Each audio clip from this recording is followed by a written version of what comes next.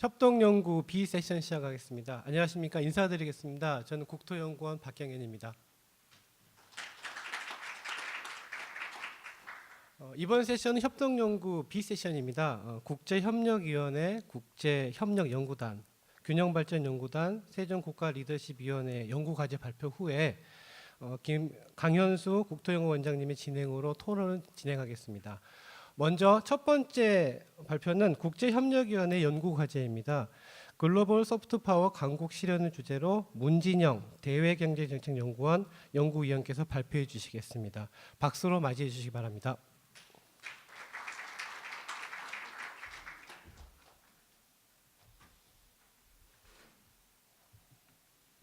예, 안녕하십니까. 방금 소개받은 대외경제정책연구원의 문진영입니다. 오늘 제가 발표드릴 주제는 그 경제인문사회연구회 국제협력위원회 과제로 작년 하반기부터 올 초까지 진행되었던 글로벌 소프트파워 강국 실현이라는 과제에 대해서 발표를 드리겠습니다.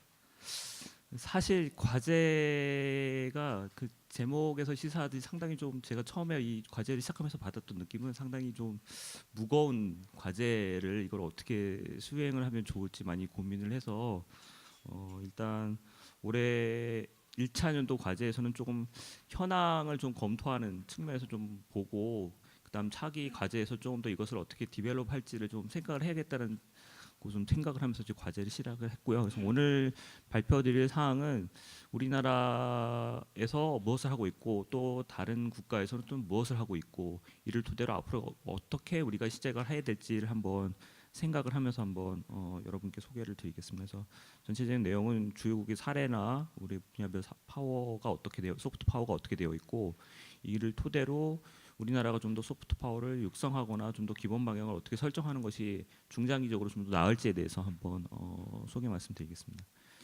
그래서 최근에 어떻게 보면 국가의 경쟁력이라는 것이 단순히 어떤 하드 파워뿐만 아니라 그 소프트 파워의 좀 중요성이 강조가 되고 있고요. 최근에 뭐 우리나라에서 이제 한류라는 것이 워낙 이제 잘 알려져 있지만 상대적으로 이제 국외에서 전문적으로 이런 소프트 파워를 평가하는 기관에서 보면 한국이 여전히 좀 경쟁력은 낮게 평가가 되고 있습니다. 뭐 그 우리가 잘 알고 있는 이렇게 뭐 테크놀로지나 기업에 비해서 여전히 그 주관적인 항목에서 평가에 있어서는 한국이 여전히 좀 약하게 평가가 되고 있고, 그래서 저희 과제에서는 좀 전에 말씀드렸던 이런 그 부분을 토대로 해서 어떻게 하면 우리가 좀 더 이를 소프트 파워를 좀 더 우리가 강화할 수 있는 그런 그 기본적인 방향 정책 과제를 한번 검토를 했고, 사실 소프트 파워라는 분야가 되게 많기 때문에 뭐 모든 분야를 저희가 다 할 수는 없었고, 그래서 시간도 짧고 해서 사실은 조금 소프트 파워에서 그나마 조금 큰 분야로 저희가 생각할 수 있는 분야로 문화, 교육 및 지식, 과학기술, 그리고 산업협력을 좀 위주로 해서 한번 다뤄봤습니다.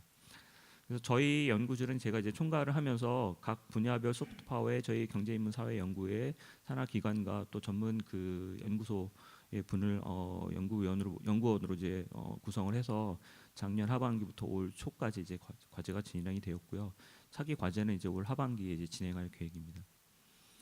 사실 이 장에 이제 소프트 파워라는 것에 대해서 말씀을 드리면 1990년에 조셉 나이 하버드 교수가 처음으로 이 개념을 제시했습니다. 그래서 소프트 파워라는 것은 강제나 어떤 보상을 보다는 사람의 마음을 끄는 것으로 해서 원하는 것을 얻는 능력이다. 그래서 뭐 비근하게 보면 우리가 지금 한국에 있어서는 방탄소년단이 그 누구보다도 유명한 한국의 이제 소프트 파워다라는 것이 이제 인용이 되고 있고요. 이렇게 소프트 파워라는 것은 어떤 매력이나 애착을 느끼는 정서, 상호관계, 가치 등에 이제 호소를 하고 있습니다.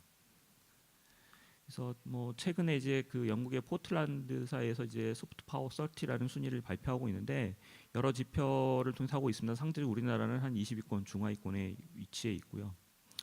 그래서 주요국의 좀 정책을 좀 검토해 봤습니다만 사실 일본은 그 소프트 파워 개념 이전부터 문화 외교를 통해서 국가 이미지 개선을 하는데 좀 초점을 두어왔고요. 미국 같은 경우는 워낙에 민주주의, 우리가 잘 아는 대중문화, 인권의 존중이라든가 기본적인 이런 소프트 파워 자산을 갖추고 있기 때문에 또한 그 소프트파워 강국으로 뭐 알려져 있습니다만 최근에는 아무래도 이제 트럼프 행정부가 들어서면서 미국 우선주의의 이제 대외 정책을 전면에 내세우다 보니까 소프트파워의 경쟁력은 좀 약화되는 것으로 이렇게 평가가 되고 있습니다. 영국 같은 경우는 뭐 우리가 잘 알고 있습니다만 대영 제국이라는 그 화려한 역사적인 유산이 있고 그를 통해서 또한 다양한 분야에서 소프트 파워를 이제 형성을 해왔습니다. 이제 최근에는 영국 같은 경우는 대외 지향적인 그러면서도 자유무역의 글로벌 파워로서의 글로벌 브리튼을 이제 목표하면서 여기에 이제 소프트 파워를 한번 활용하겠다는 것을 이제 명시하고 있고 뭐 좀 국가 브랜드 차원에서 관광이라든가 교육, 투자, 교육 분야를 전체적으로 이제 그 브랜딩을 할 수 있는 그레이트 브리튼 캠페인을 그 런던 올림픽 2012년 이후에 이제 이렇게 국가에서 좀 더 주도적으로 하면서 여러 그 관련 이제 정부 산하 기관들이 지금 관여를 하고 있습니다. 중국 같은 경우는 이제 미국 등이 제기한 이런 부정적인 여론을 좀 타파하면서 그 문화 소프트 파워라는 것을 제시하고 있고요. 그래서 정부 부처의 산하지 뭐 관련 기관들에서 공자학원이라든가 중국문화센터 등 이런 것을 통해서 중국의 교육과 문화 네트워크를 전 세계에 좀 확산하려고 노력을 하고 있습니다. 3장에서는 이제 각 분야별로 소프트 파워에 대해서 잠깐 이제 소개 말씀드리겠습니다. 먼저 그 문화를 저희가 이제 크게 4가지 분야로 다뤄봤습니다. 그러니까 문화나 미술, 아트 분야와 관련된 문화 예술 분야가 있을 수 있고요. 또는 이제 영화나 음악, 게임과 같은 문화 관련 산업 분야가 있고 또는 음식이나 관광, 뭐 언어 이런 것들이 이제 문화 연관 분야. 그다음에 이제 뭐 잘 아는 이제 뭐 학예, 동계, 스포츠 또는 생활체육 이런 이제 스포츠 분야로 나뉠 수 있을 것 같습니다. 그래서 사실 이 문화 예술은 뭐 최근에 이제 빠르게 발전하고 있고 문화 산업의 경쟁력도 우리가 이제 어떻게 보면 거의 이제 선진국 수준에 이제 다다랐는데 여전히 그 문화 연관 분야에서의 인지도나 선호도는 좀 낮고 체육 분야는 선진국에 비해서는 너무 조금 엘리트 체육 위주로 지금 진행이 되고 있다 이렇게 보여집니다. 그래서 정부 정책 관련해서는 사실 뭐 우리가 지금 문화원이라든가 코리아 센터, 뭐 한국관광부서에서 지금 국제 문화 교류도 하고 있고 문화 사업의 해외 진출 지원을 위해서 문화 콘텐츠 관련 분야에 대해서 뭐 좀 현지 국가 협력도 노력을 하고 있고요. 또한 인바운드 관광 활성화를 위해서 최근에 이제 입국 관광객의 좀 다변화도 노력을 하고 있습니다. 그래서 이를 토대로 좀 더 보면 아무래도 조금 더 우리가 소프트 파워의 경쟁력과 영향력을 강화하기 위한 인력을 양성하고 글로벌 콘텐츠가 좀 필요한 것 같고 일방적으로 우리의 문화를 알리는 거에만 좀 많이들 생각을 하고 있는데 그것이 아니라 상대방의 문화를 좀 더 존중하면서 상호간의 문화 교류하는 것이 좀 더 필요하겠다. 그리고 기존에 우리가 잘 활용할 수 있는 국내에 있는 외국인 또는 해외에 나가 있는 우리 한국인들 다양한 우리가 네트워크를 통해서 협력을 할 수도 있는데 그것을 좀 더 우리가 좀 더 잘해야겠다 이런 것을 좀 평가해야 할 수 있을 것 같습니다. 근데 교육 분야에 있어서는 사실 선진국은 연구자나 어떤 학생 초청 프로그램을 통해서 교육 분야의 경쟁력을 제고하거나 부정적인 이미지를 개선 또는 자국 친화적인 리더를 양성하는 데 교육을 이제 활용을 하고 있고요. 우리나라도 이제 크게 보면 이제 4가지 분야로 한국어나 한국학 분야, 고등교육의 국제화를 통해서 국내 대학의 뭐 해외 진출 또는 우수 유학생을 유치하기도 하고 있고요. 또는 이제 ODA 확대를 통해서 교육 관련 사업 또는 정부 부처 주관 지원 사업이 이루어지고 있고 연구 역량 강화 차원에서도 한국연구재단의 국제 연구 협력 사업 등을 통해서 연구 중심 대학을 육성하고 해외 석학 등을 초빙을 하고 있습니다.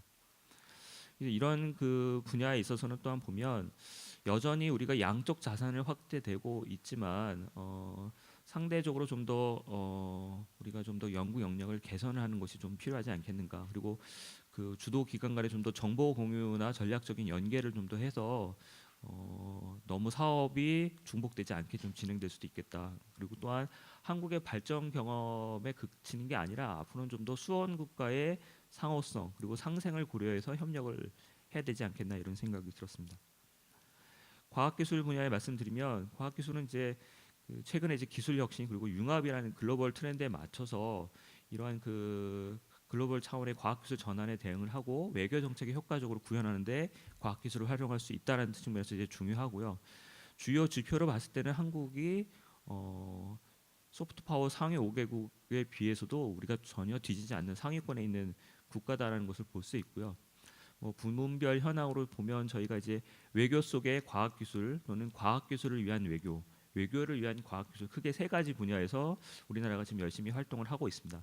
하지만 이러한 분야의 활동에도 불구하고 글로벌 이슈를 제시하거나 과학기술적인 어떤 대응 방안을 선도하는 데 있어서는 조금 더 우리가 좀 더 주도력이 미흡하지 않겠는가. 그래서 혁신성장, 평화 번영, 글로벌 리더십 제고를 위한 조금 더 우리의 그 전략의 고도화가 필요하다고 보았습니다.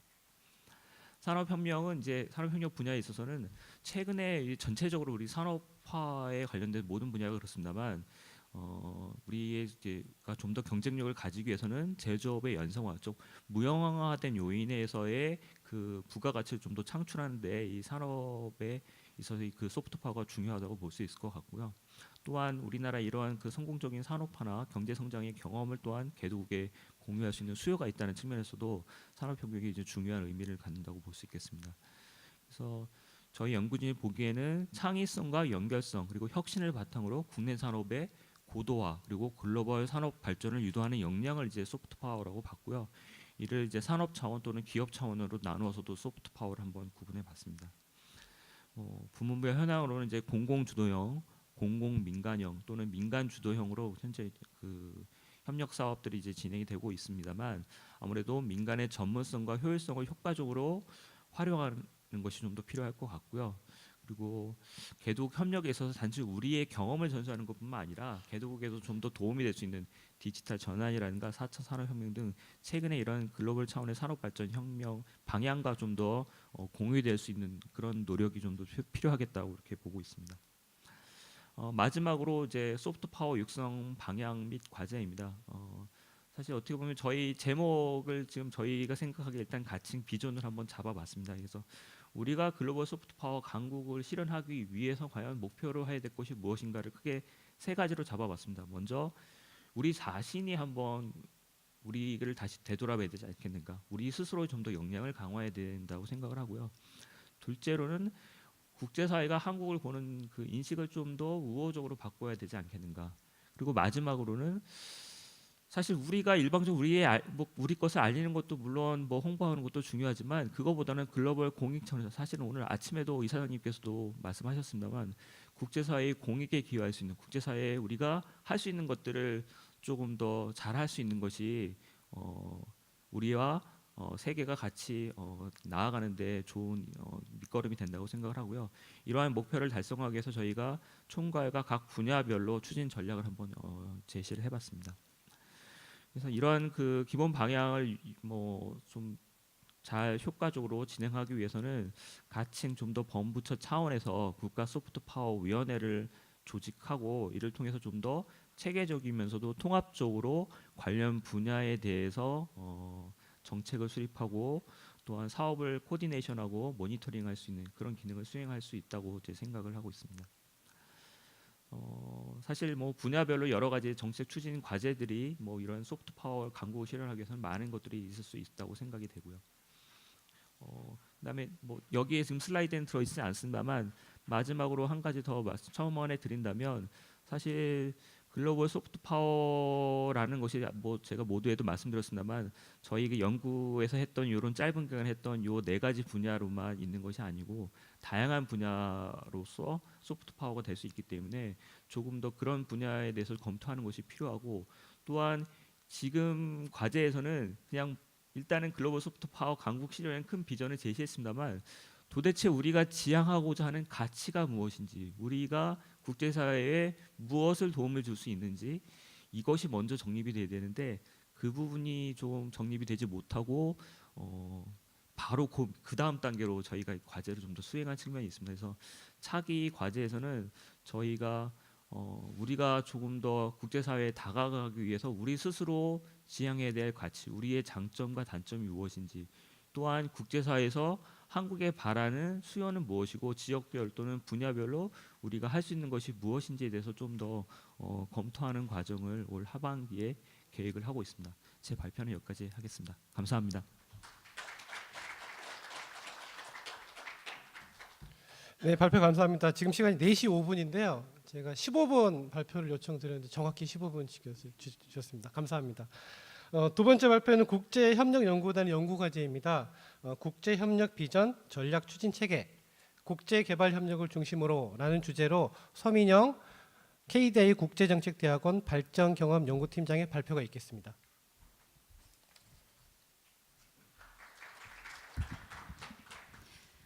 안녕하세요. 소개 감사드립니다. 저는 KDI 국제정책대학원의 서민영입니다. 국제 협력 연구단 연구로 KDI 대학원이 과학기술정책연구원과 공동으로 협동 연구로 추진한 국제협력 국제개발협력 비전 전략 추진체계의 연구 주요 내용을 말씀드리겠습니다. 저희 연구는 3월에 종료가 되었고요. 총 약 500페이지 정도의 분량으로 지금 작성이 되었기 때문에 제가 주요 내용만 장별 주요 내용만 제한된 시간 내에서 말씀드릴 수 있을 것 같습니다. 총 16명의 연구진이 연구에 참여했습니다. 먼저 연구 추진의 배경입니다. 한국은 1960년대 지식 공유를 중심으로 해서 국제개발 협력 사업에 참여를 하였습니다. 1987년과 91년에는 각각 유무상 원조 전담기구인 EDCF와 코이카를 설립을 하였고요. 2010년에 OECD 닥에 가입을 했습니다. 닥 가입 전에 한국 정부가 공약한 ODA, GNI 비율에 아직 미치지는 못하였지만 지속적으로 ODA 양적 확대를 이루었습니다. 최근에는 양적 확대뿐만 아니라 질적 체계 개선에 대해서도 활발히 논의가 지금 진행이 되고 있습니다. 국제개발협력 사업에서 질적인 개선 논의 관련해서는 유무상 원조의 이원화나 무상 원조의 분절화 문제는 사실 2010년부터 13년까지 다수 연구가 추진된 바가 있습니다. 이원화나 분절화의 문제는 상당 부분 우리나라의 개발협력 사업의 특성, 즉 노르웨이 같이 저희 100% 무상 원조가 아닌 지식 공유나 금융 협력의 비중이 높을 경우에는 어떤 측면에서는 이원화는 불가피하다라는 측면도 고려가 좀 되어야 될 것 같습니다. 오히려 최근 아까 문 박사님도 말씀하신 것과 같이 최근 논의가 되는 것은 국제개발협력 사업 추진 시의 철학과 대외 전략의 부재입니다. 철학을 기초로 해서 국가 전략을 세우고 또 이에 따라서 개발협력의 추진 방안이 도출이 되어야 되는데 국가적인 대전략 없이 지금 프로젝트 단위로 사업들이 움직이고 있다는 지적이 있습니다. 따라서 우리 연구는 총 2부로 연구를 구성을 하였고요. 1부에서는 한국의 국제개발협력 사업의 철학과 비전 그리고 개념에 관한 논의를 다루었고요. 2부에서는 이를 기반으로 한 추진체계 개선 방안에 대해서 개선 방안을 도출하고자 하였습니다. 이에 따라서 연구 구성은 총 11장으로 구성이 되어 있고요. 추가 논의를 위한 보론을 포함해서 총 16분의 분야 전문가 연구진이 집필에 참여하셨습니다. 1부 국제협력 기반 구축과 과제의 주요 내용입니다. 총론에서는 한국 국제개발협력 비전 수립에 관한 내용을 살펴보았습니다. 먼저 비전 수립을 위해서는 자기 정체성을 반영한 일관된 비전 제시가 필요한데 우리나라는 식민지와 전쟁 등의 역경을 극복하고 정치 경제 발전을 이룬 민주 산업 국가로서 개발도상국에게 희망의 얼굴로 제시가 되고 있습니다. 또한 우리나라는 지정학적으로도 해안과 대륙의 협력을 도모할 수 있는 위치에 있는데요. 그리고 중견국으로서 힘에 기초한 국제질서보다는 규칙에 기초한 국제질서가 확립되도록 기여할 필요가 있는 위치에 있습니다. 이에 기초해서 개발협력 철학과 비전은 전문가 집단이 의견을 제시하는 방식으로는 약간 어렵고 청와대 차원에서 이 비전이 제시가 되어야 된다고 판단이 됩니다.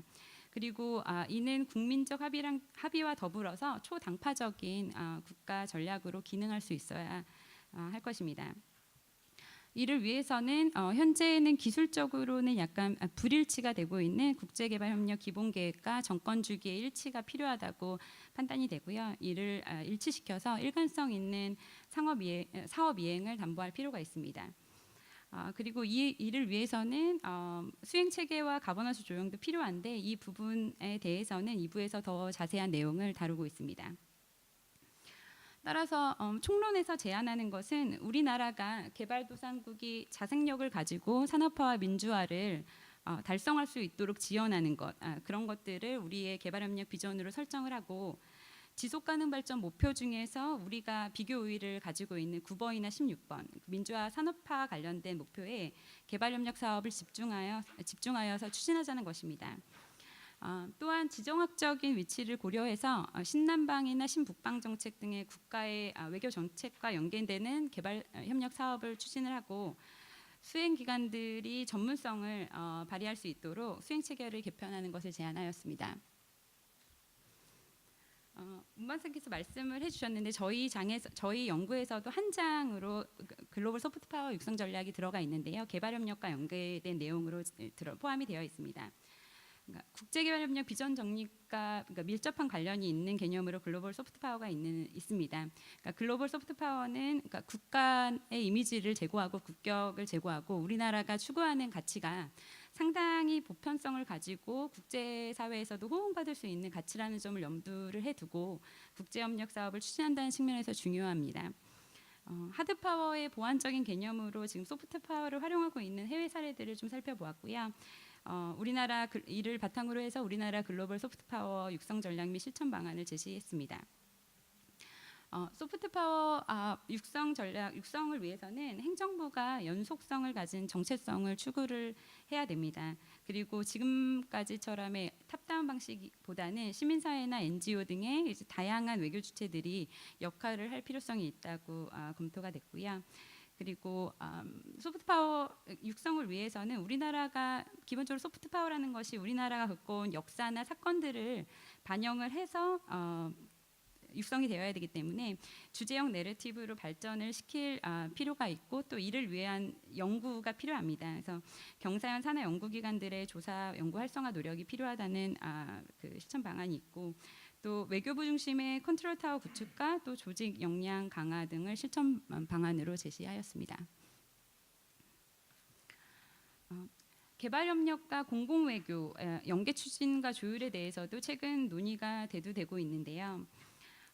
공공 외교와 개발 협력은 분명히 교집합이 존재하는데 공공 외교와 개발 협력 주제를 잘 엮어서 기술된 문헌들이 많지는 않아서 연구진이 공공 외교를 개발 협력에 활용하고 있는 다른 나라들의 사례를 살펴보았습니다. 그리고 우리나라 ODA 사업의 공공 외교 활용 가능성에 대해서 검토를 해보았습니다. 공공 외교는 개발 협력 부분보다 범위가 광범위한데요. 그 공공 외교와 연관성이 높은 국제 개발 협력을 표와 같이 분류를 해보았습니다. 그래서 우리나라 ODA에서 프로젝트나 프로그램보다는 절대적으로 비중이 낮지만 공공 외교와 연관성이 높은 분야는 개발 컨설팅이나 민간 협력 그리고 기술 협력, 봉사단 파견 등과 같은 분야로 지금 나타났습니다. 그리고 공공 외교와 연관이 있는 이러한 프로그램의 규모가 2015년 이후 오히려 좀 감소한 것으로 파악이 되었는데요. 향후 이들 분야에 대한 사업 규모를 좀 확대하고 공공 외교와의 정합성을 제고할 필요가 있는 것으로 분석이 되었습니다. 1부의 마지막으로는 SDG와 KSDG 연계 방안에 대해서 검토를 하였습니다.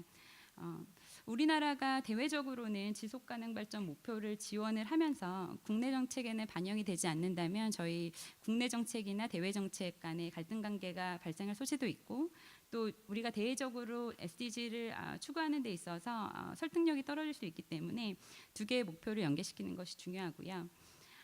또 지속가능 발전 목표를 단순한 발전 프레임으로 간주하는 것이 아니라 다른 선진국이 활용하고 있는 것과 마찬가지로 우리나라의 국가나 사회를 관리하는 미래 예견적인 가버넌스 플랫폼으로 활용하기 위한 제도적 혁신이 필요하다고 검토가 되었습니다. 현재는 지속가능발전위원회가 환경부 산하로 되어 있는 현 상태에서는 효과적으로 지금 목표를 이행하기가 어려운 것이 현실이고요. 지속가능발전위가 발족될 당시에는 환경 문제가 중점적으로 다루어졌기 때문에 그게 그 당시에는 환경부 산하에 있는 것이 적합했지만 지금은 사회 전반적인 SDG는 사회 전반적인 경제 발전 문제를 다루고 있기 때문에 대통령실이나 국무총리실 산하로 재편돼야 될 필요성에 대해서 검토했습니다. 그리고 국내 정책과 국제 정책을 통합해서 관리하는 제도 구축이 필요하고 또 대국민 홍보 등의 제도적 혁신 방안에 대해서도 제안하였습니다. 이것으로 1부 비전과 개념에 대한 주요 내용을 말씀을 드렸고요. 2부에서 강론으로 국제개발협력 추진체계 개선 방안의 주요 내용에 대해서 말씀드리겠습니다. 먼저 문재인 정부의 신남방 정책과 개발협력 사업 효과성 제고에 대한 내용을 고찰을 했습니다. 현 정부의 신남바 정책은 이전 한국 정부의 대아세안 정책과는 좀 다르게 고유의 이름을 갖고 집권 초기부터 정부가 강력한 의지를 가지고 추진하고 있는 정책 중의 하나입니다. 아세안 지역은 우리나라에서 ODA에서 차지하고 있는 비중도 높고 또 아세안 국가 중에서 ODA를 받고 있는 6개국이 모두 중점 협력국으로 지금 지정이 되어 있는 만큼 우리에게 매우 중요한 개발협력 파트너라고 할 수 있습니다. 그래서 효과적인 개발협력을 위해서는 아세안을 한 개의 단위로 취급하는 것보다는 유사한 경제나 사회 문화 배경을 가지고 있는 그런 국가들을 그룹화해서 협력을 추진하는 이제 소다자협력이나 우리나라가 보다 개발된 아세안 국가와 공동으로 개발도상국을 지원하는 형태의 개발협력 사업 추진의 필요성에 대해서 검토를 했고 또 이렇게 추진하는 것이 효과성을 제고할 수 있을 것으로 판단이 됩니다. 그래서 앞서 말씀드린 바와 같이 한 아세안 개발협력 구조 형태를 세 가지로 나누어 본다면 하나의 단위로 보거나 또 국가별 개발 정책을 추진하는 것보다는 그룹화하여서 추진하는 것이 효과성을 높일 수 있을 것으로 판단이 됩니다. 북한과의 개발협력 방안에 관한 장에서는 최근 개발협력에서 가장 중요한 의제 중 하나로 논의되고 있는 평화와 개발에 관한 내용을 다루었습니다. 1995년 이후 23년에 걸친 국제사회와 한국의 대북 지원 사업을 평화와 개발 넥서스 관점에서 평가해서 교훈을 도출하려고 했습니다. 북한의 비핵화 이슈를 중심으로 해서 향후 북한의 개발협력 지원을 인도적 지원 그리고 개발 그리고 평화 트리플 넥서스 로드맵에 따른 단계적 접근법을 제시를 했습니다. 트리플 넥서스 접근법은 그러니까 테러의 근저에는 빈곤이 있다는 인식 하에서 취약국가 분쟁국을 대상으로 세계은행하고 유엔이 제시하고 있는 개발 지원 방안입니다. 이런 의미에서 북한에 대한 개발 지원도 유사한 선상에서 검토가 가능하다고 판단이 되고요. 따라서 북미 간의 트리플 넥서스 단계에 따라서 북미 간의 긍정적 핵 합의 이외에 북한이 정상 국가로의 진입을 할 때 경제 개발 과정에서 국제사회가 어떻게 개발 지원을 하는 것이 한반도 평화 구축에 기여할 수 있을지 로드맵을 제시해 보았습니다. 성평등과 국제개발 협력 장입니다. 그러니까 그 지속가능 발전 목표 중에서 성평등 관련 별도의 장을 구성하게 된 이유는 성평등 주제가 크로스 커팅 이슈로 이제 모든 개발 주제를 좀 관통하는 주제이기도 하고 포용적인 개발 측면에서 중요한 의미를 가지기 때문입니다. 그래서 우리나라의 젠더 관련 ODA 현황을 좀 살펴보고 이를 개선할 수 있는 정책 제안을 도출을 해보았습니다. 우리나라는 국제사회에 공유할 수 있을 정도로 성평등 관련 정책들이 잘 정리되어 있고 집행되고 있음에도 불구하고 여전히 ODA에서 젠더 ODA가 차지하는 비중은 낮고요. 우리나라도 젠더 부분을 범분야 이슈로 설정을 해 놓았는데 그 젠더 ODA의 양적 확대뿐만 아니라 이를 좀 독립 분야로 설정하는 것에 대한 필요성에 대해서 검토를 했습니다. 그리고 부처 간 연계라든지 젠더 관련 통합 통계 데이터 구축과 같은 그런 정책 제안도 추가적으로 제기했습니다. 이후 가버넌스 조정에 관한 두 연구장은 협동연구기관인 과학기술정책연구원이 수행한 연구인데요. 먼저 과학기술 분야의 국가연구 개발사업 운영관리로부터 시사점을 도출해서 국제개발협력 체계 개선에 관해서 제언하였습니다. ODA 사업과 유사한 발전 경로를 거친 80년대 이후에 과학기술 분야 조정 가버넌스를 조명을 하고 국가과학기술 자문회의 운영 경험에 비추어서 국계위의 기능 강화를 제안을 했습니다. 현재 국계위의 자문 기능이나 조사 분석 평가 기능의 강화를 위해서 자문위원회 설치를 제안을 했고요. 그리고 이를 위해서 기본법을 제편해서 이를 지원하기 위한 사무국 표에서 보시면 과학기술자문회의에서 사무국 역할을 하고 있는 한국과학기술 기획평가원과 같은 조직의 필요성에 대해서 검토를 했습니다. 또한 통합적 데이터를 관리하고 공유하기 위한 통계 시스템의 총괄 관리를 국계위 차원에서 할 것을 제안했습니다. 이 표는 현 한국의 ODA 추진 체계인데요. 과학기술 분야 연구 추진 체계와 비교해서 검토해 보실 수 있을 것 같습니다. 네. 두 번째로는 경제인문사회와 과학기술 분야 연계 방안에서는 국제개발협력 사업의 분절적인 수행의 개선 방안 중 하나로 연계 방안을 도출했습니다. 현재 과학기술연구회와 경제인문사연구회는 사업 연계를 위한 플랫폼이 전혀 부재하고요. 그 부재한 가운데 ODA 사업은 개별 연구기관이 독자적으로 사업을 기획해서 추진을 하고 있습니다. 그래서 둘의 연계 수행을 위해서 사업 수행 단계를 5단계로 나누어서 제안을 했습니다.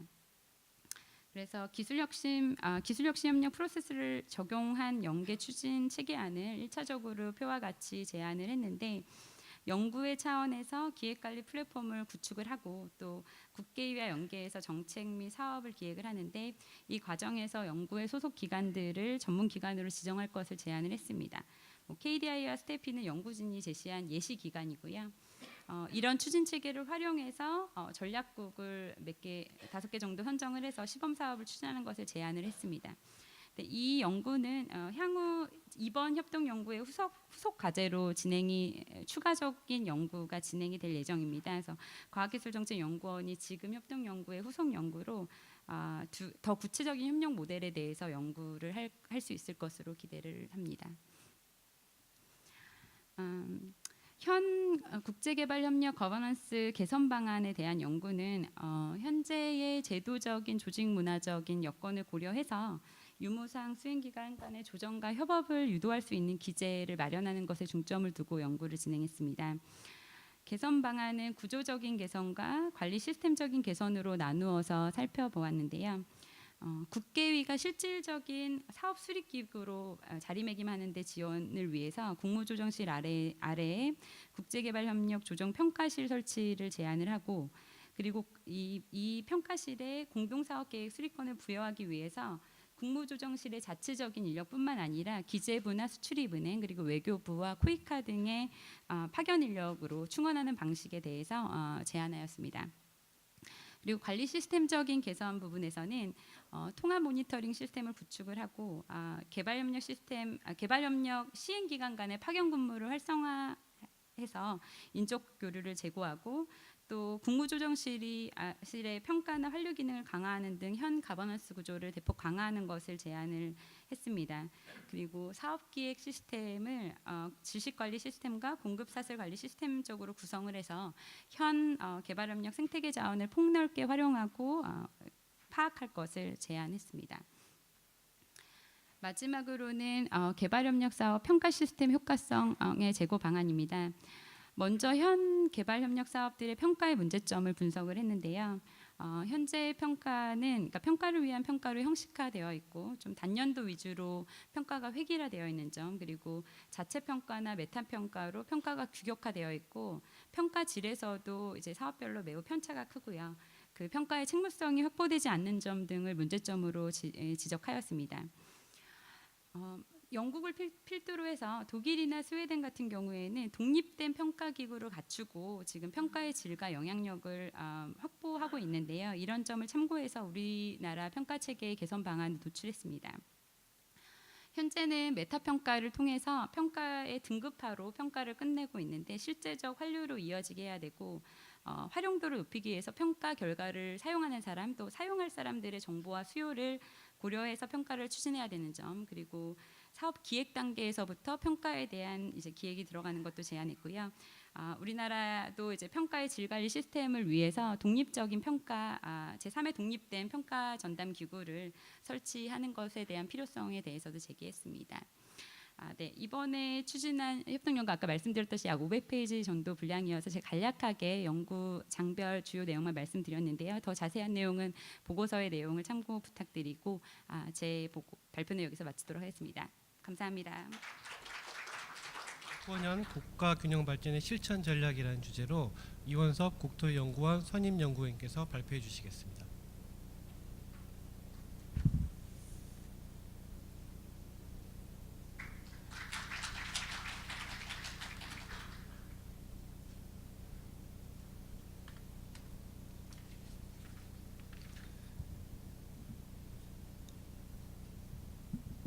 예, 발표하겠습니다. 저희들 과제는 연구의 협동 과제가 아니고요. 저희 국토연구원 자체 기본 과제가 되겠습니다. 그래서 타 기관하고 협동 연구를 하지 않았고 저희 원내 연구진하고 또 외부 전문가가 같이 협업을 통해서 연구 성과물을 냈다는 것을 말씀드리겠습니다. 전체 순서는요. 연구의 간단한 배경과 목적, 그다음에 현황 분석, 그다음에 개념, 실천 모형, 추진 전략 순서가 되겠습니다. 이제 제목에서 보시다시피 이제 그 저희들 연구 주제가 분권과 균형을 같이 하나로 묶는 연구가 되겠는데요. 개념적으로나 뭐 실제 정책적으로나 분권과 균형이 상당히 이질적이고 서로 결이 달라서 같은 선상에 논의를 하기는 상당히 어렵습니다. 그래서 저희 연구원이 아무래도 균형 발전과 좀 가까운 연구 기관이기 때문에 균형 발전을 중심으로 하되 거기에서 이제 좀 취약한 분권화된 요소들을 적극적으로 받아들이는 이제 그런 쪽으로 연구를 진행을 했습니다. 그래서 우리나라 이제 국토개발 또는 지역 발전의 큰 흐름을 보시면 뭐 1960년대 이후에 이제 성장 거점으로 대표되는 이런 불균형 발전 전략으로 이제 국토개발을 해왔기 때문에 지금 이제 아시는 바와 같이 여러 지역 간의 격차 문제가 상당히 큽니다. 그래서 이제 90년대 중반에 지방자치제도가 이제 본격 시행되면서 이제 지방의 역할이 더 중요해졌고 또 2000년대 들어와서는 본격적인 균형 발전 정책을 취해왔는데 여전히 균형 발전은 중앙정부가 주도하는 정책이기 때문에 지방의 역할이 취약하다 이런 지적이 많이 있습니다. 그래서 앞으로는 균형 발전을 추진하되 지방의 역할이 더 강화된 이런 분권형 균형 발전이 이제 추진돼야 된다. 여기에 대해서는 아마 공감도 있는 것 같습니다. 이제 과거에는 균형이 먼저냐, 뭐 분권이 먼저냐, 선후 관계에 대한 논쟁이 있었는데 이것을 선후 관계로 볼 문제는 아닌 것 같고요. 두 개 다 중요하고 시급한 과제이기 때문에 두 정책이 서로 어긋나지 않고 조화롭게 추진될 수 있는 방법을 균형 발전 측면에서 한번 보는 것이 저희 연구가 되겠습니다. 그래서 저희들이 이제 여러 이제 그 기존 제도들의 분석을 했는데요. 크게 이제 그 분석 대상 제도들이 이제 공간계획과 관련된 대표적인 법령들, 그다음에 지방자치 또는 자치분권과 관련된 대표적인 법령들, 또 국가균형과 발전된 법령의 이제 분석을 통해서 행정적인 분권, 재정적인 분권, 그다음에 지역의 그 역량과 자율성, 주민 자치 이런 것들이 어떻게 시기별로 변화되어 왔는가를 이렇게 저희들이 법령의 그 개정 순서에 따라서 쭉 한번 추적을 해봤습니다.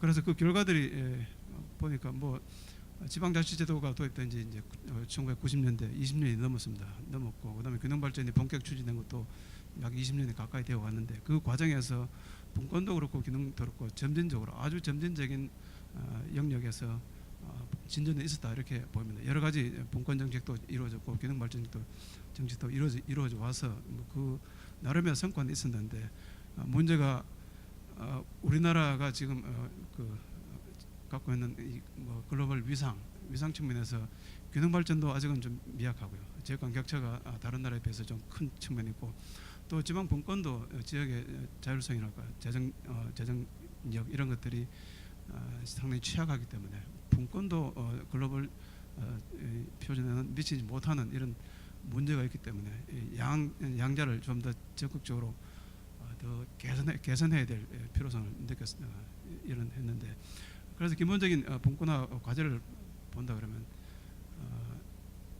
이제 지금 여러 이제 우리나라 그 경제 사회 여건 변화들이 진행되고 있기 때문에 그 변화에 따라서 중앙 정부가 갖고 있는 권한과 자원을 지방으로 적극적으로 단계적으로 이양을 해야 된다는 문제가 있고 또 단순히 뭐 이양을 하되 지역이 처한 여러 여건과 상황에 맞게 좀 맞춤형으로 차등화된 이양을 하자는 것이 이제 되고 두 번째가 또 이제 그 지방의 계획입니다. 지역 발전 계획, 이 국토개발 계획들을 지금은 중앙정부가 주도하기 때문에 이 지역의 계획 고권을 좀 더 강화를 시키자는 데 있고 또 지역이나 주민들의 적극적인 참여 이런 것들도 필요할 것이고 또 대표적인 균형발전 정책인 국가균형발전 정책, 국가균형발전위원회가 총괄하는 이런 뭐 이 범정부적인 정책도 분권화된 형태로 추진하자는 게 이제 기본적인 방향이 되겠습니다.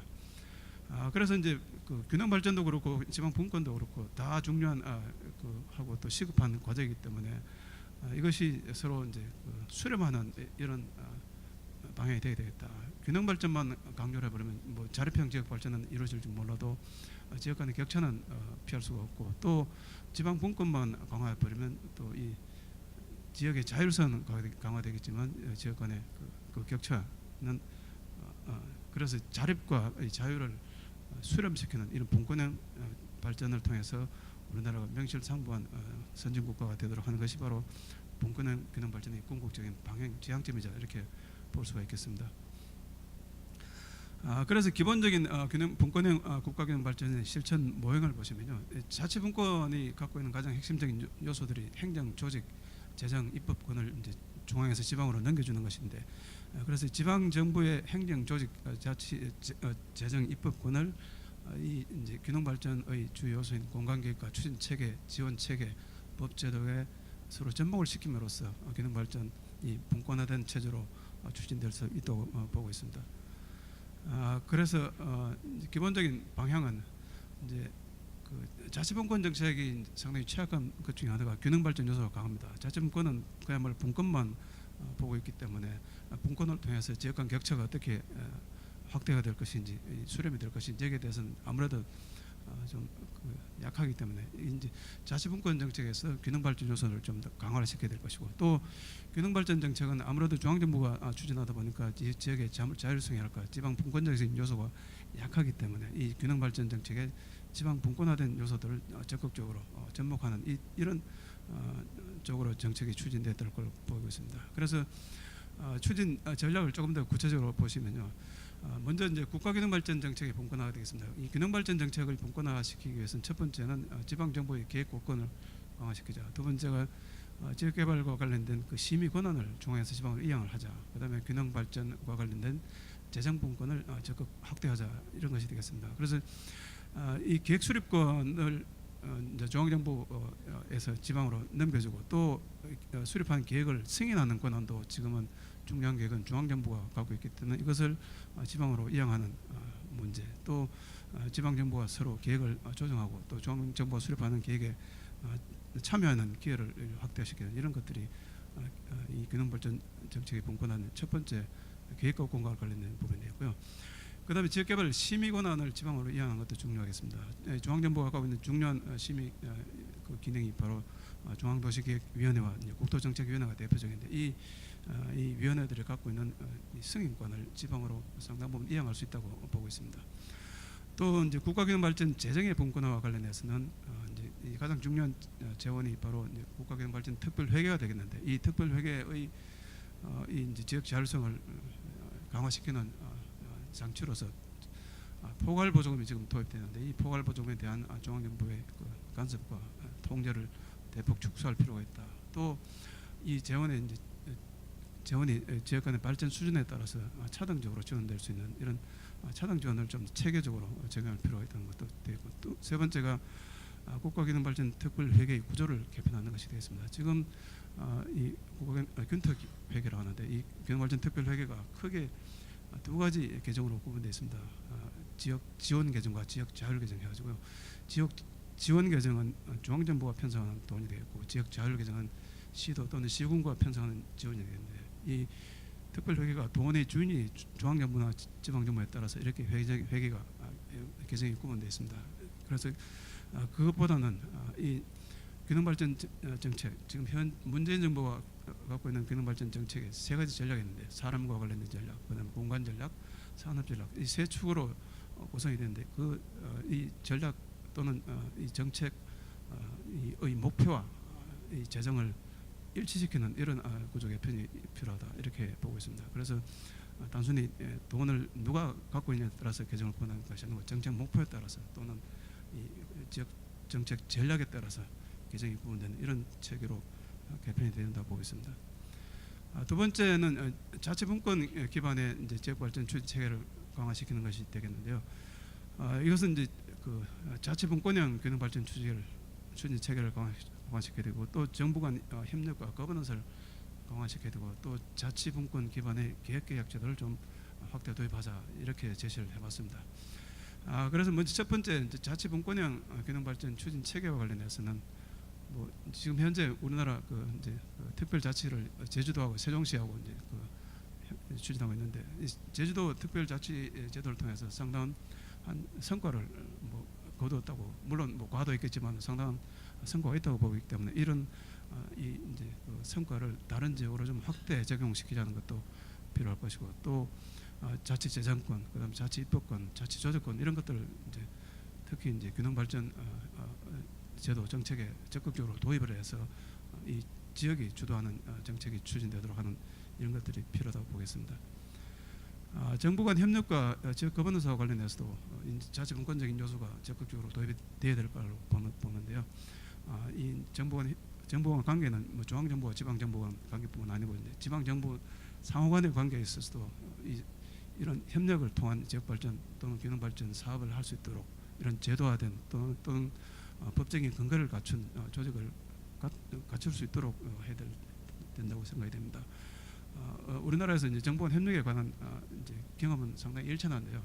뭐 몇 정부가 과거 정부들이 좀 시험적으로 하다가 지금 들어와서는 그게 거의 유명무실화되는 상태이기 때문에 이런 앞으로 그 정부 간 협력에 대해서는 보다 더 적극적인 관심이 있어야 될 걸로 생각이 되고요.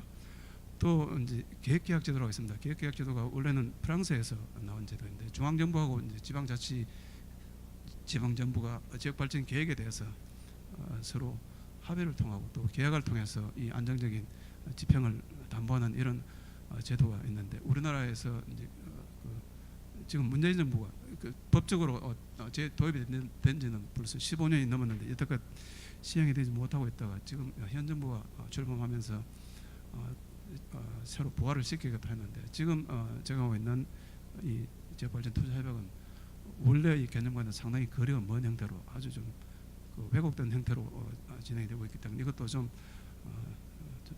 정말로 지방 정부가 원하는 이런 맞춤형 분권 협상 형태로 이 협약제도가 좀 개선이 돼야 될 필요가 있다고 보고 있습니다.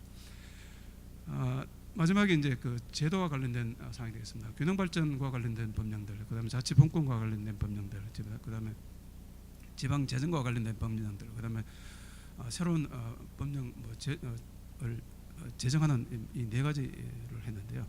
균형 발전과 관련된 법령에 있어서는 뭐 국가균형발전 특별법, 그다음에 국토기본법, 그다음에 뭐 국토의 계획 및 이용에 관한 법, 그다음에 이런 대표적인 공간 계획의 지방 분권적인 요소를 강화를 대폭 해야 될 것 같고요. 그다음에 이제 지역이 갖고 있는 여러 가지 지역균형 발전 조례들이 있습니다. 이 조례들이 좀 그 실질적인 효력을 갖출 수 있도록 좀 적극적으로 키워야 될 필요가 있다고 보입니다.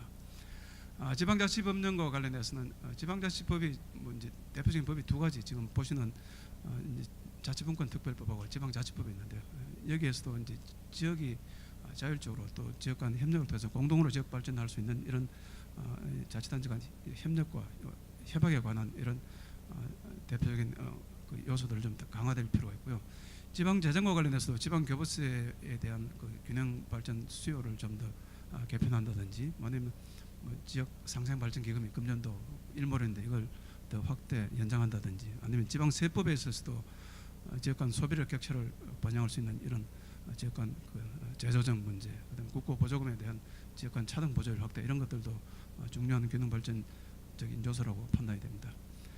마지막으로 이제 분권 균형 발전 특별법을 제정하는 법도 있겠습니다. 지금 문재인 정부가 균형 발전하고 이제 그 지방 자치 분권을 통합해서 추진하겠다고 했는데 실질적으로는 균형발전위원회가 따로 있고 자치분권위원회가 따로 있습니다. 따로 있어서 전혀 다른 시각에서 전혀 다른 그 방향으로 갈 가능성이 있기 때문에 결국은 이 두 양자를 통합할 수 있는 이런 새로운 법령의 검토도 필요하지 않을까 싶습니다. 이런 법적인 기반 없이는 기존의 지방자치법, 그다음 균형발전법에 따라서 과거에 했던 관성대로 나갈 가능성이 크기 때문에 제가 말씀드린 이런 중요한 그 분권적인 요소들, 지방자치에 있어서 균형발전 요소를 강화시키고 또 균형발전에서 지방자치적인 요소를 강화시키는 이런 그 서로 수렴할 수 있는 이런 실질적인 장치들을 새로운 법에 담을 수 있다고 판단이 됩니다.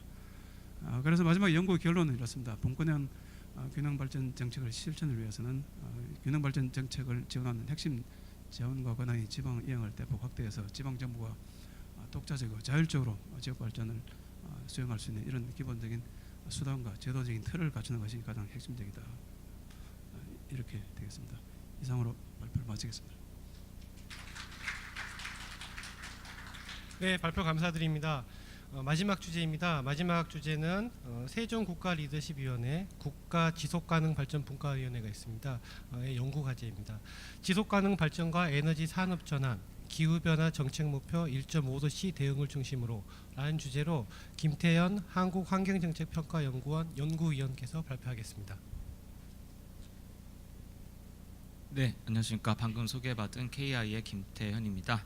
먼저 본 과제 책임자이신 이창훈 박사님께서 지금 연구원으로 독일에 계시는 바람에 제가 이렇게 발표를 대신 하게 되었습니다. 이 연구의 구성이 잠시 보여드리자면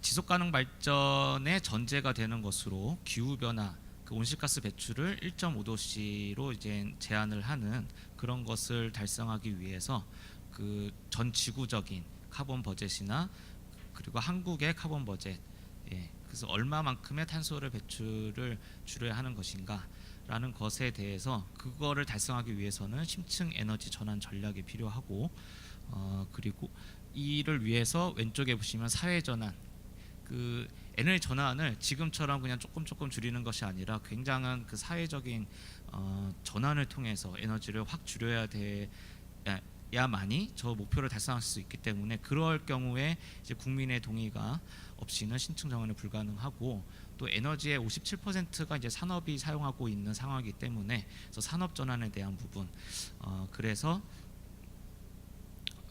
그 이창훈 박사님께서 주관을 하시고 제가 그 사회 전환 부분을 맡아서 연구를 진행했었고요. 그리고 에너지경제연구원에서 그 김남일 박사님께서 산업 전환에 대한 부분을 진행을 해주셨습니다. 그래서 다시 돌아가면 배경 및 목적은 그렇게 그 자료를 가름하시면 될 거고요. 그래서 맨 밑에 보시면 친환경 에너지원으로의 전환이 사회적 경제적 차원의 전환도 동반을 해야 된다는 그런 필요성에 의해서 본 연구는 지속가능 발전이라는 그 프레임을 통해서 에너지 전환 전략을 제시하고자 하였습니다. 연구 내용입니다. 그래서 기후 변화가 지속가능한 발전의 전제 조건이면서 그 2018년 IPCC에서 지구 평균 온도 원래 2도씨 제한을 이렇게 제한을 했었는데, 이것은 이제 안전선이 아니라 최후의 보루이다. 그렇기 때문에 1.5도씨로 제한을 하는 것이 필요하다라는 주장이 있었고, 이것에 대응하기 위해서 그렇다면 1.5도씨로 지구 온난화를 제한하기 위해서는 향후 탄소 배출을 엄격하게 제한할 필요가 있고, 우리나라도 마찬가지로 1.5도씨와 2도씨 모두에 대한 강한 감축이 요구되는 것으로 나타났습니다. 그래서 국내 이산화탄소 배출량을 2017년 592만 톤에서 2050년에 500만 톤으로 91.5%를 줄이고, 개발도상국 온실가스 감축을 지원함으로써 순 배출을 0으로 달성하는 그 목표를 세웠을 때 발전, 수송, 가정산업, 상업, 공공부문 그리고 산업부문에서 얼마만큼을 줄여야 하는지를 이렇게 목표로 제시를 했습니다. 지금 이렇게 간단하게 말씀드리지만 본 보고서에서는 굉장히 정밀한 그 식을 통해서 근거를 통해서 도출한 자세한 자료가 있으니까요. 보고서를 참조해 주시면 좋을 것 같습니다. 두 번째는 에너지 전환과 산업 전환 부분입니다. 현재 이제 에너지 산업 구조가 전력 산업과 가스 산업이 아시다시피 그 한 공기업에서 독점적으로 운영이 되고 있는데, 미래 산업 구조를 2050년에 이런 목표를 달성하기 위해서 바꾸기 위해서는 좀 분산형 자급자족 시스템을 활성화해야 되겠다. 소비자들이 곧 그 에너지를 생산도 할 수 있는 그런 에너지 프로슈머로서 전환될 수 있도록 유도해야 될 필요가 있다라는 필요성에 의해서 그 에너지 산업 구조의 제도 개혁을 당면 과제 중간 목표로 제시를 하였습니다.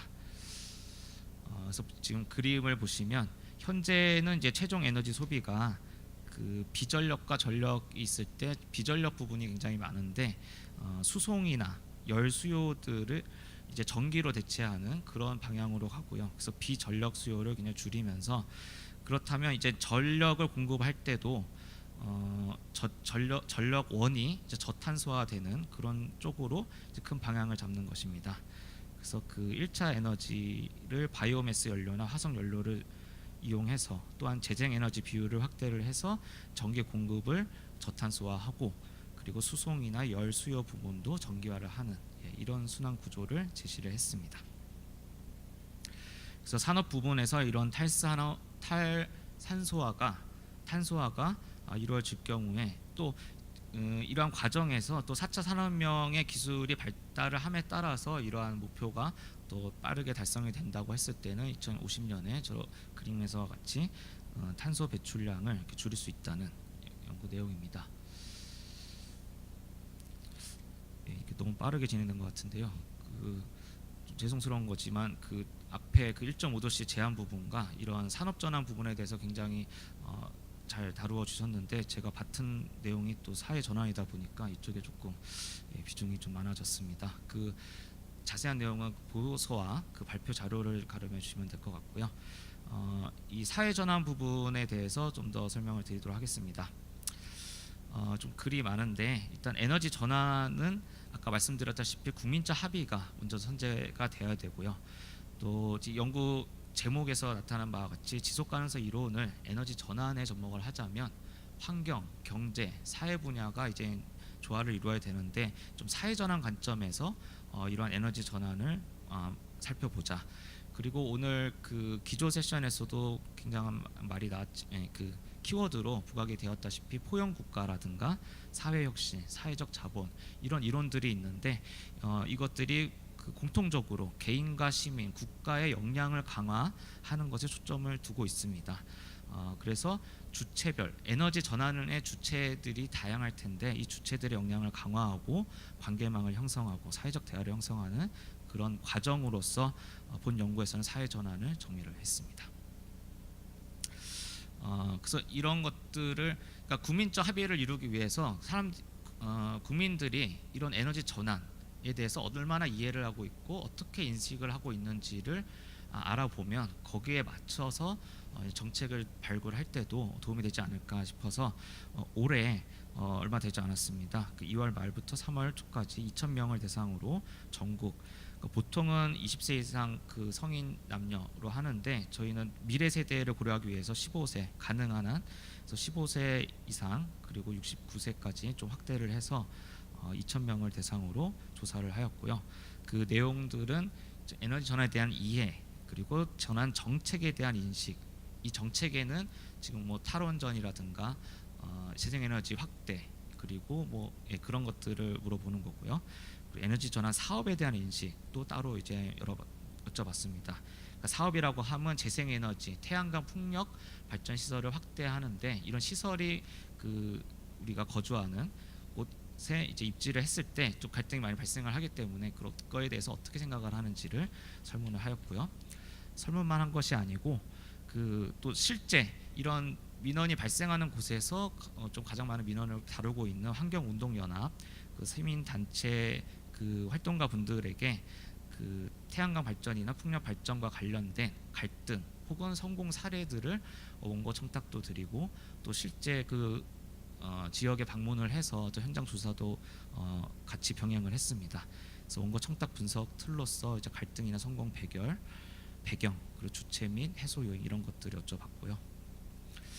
그리고 정책 및 1.5도씨 제한 목표에 대한 찬성 여부라든가 그런 것들이 성별, 연령, 학력, 소득 그리고 정부에 대한 신뢰, 정치적 성향과 어떻게 관련이 되어 있는지를 조사를 하고 분석을 하였습니다.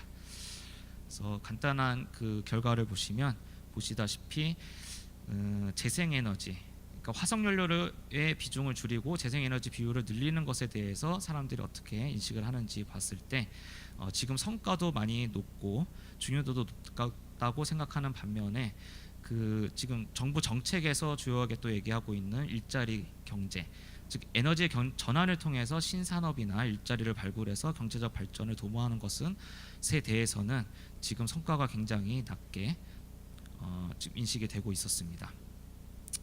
또 이 사회 에너지 전환하는 주체에 대해서도 현 정부가 지금 많은 노력을 하고 있고 현재 수준도 높고 중요도도 높다고 지금 인식을 하고 있지만 아까 일자리와 맞물려서 기업의 지금 현재 수준이 조금 떨어지고 있다.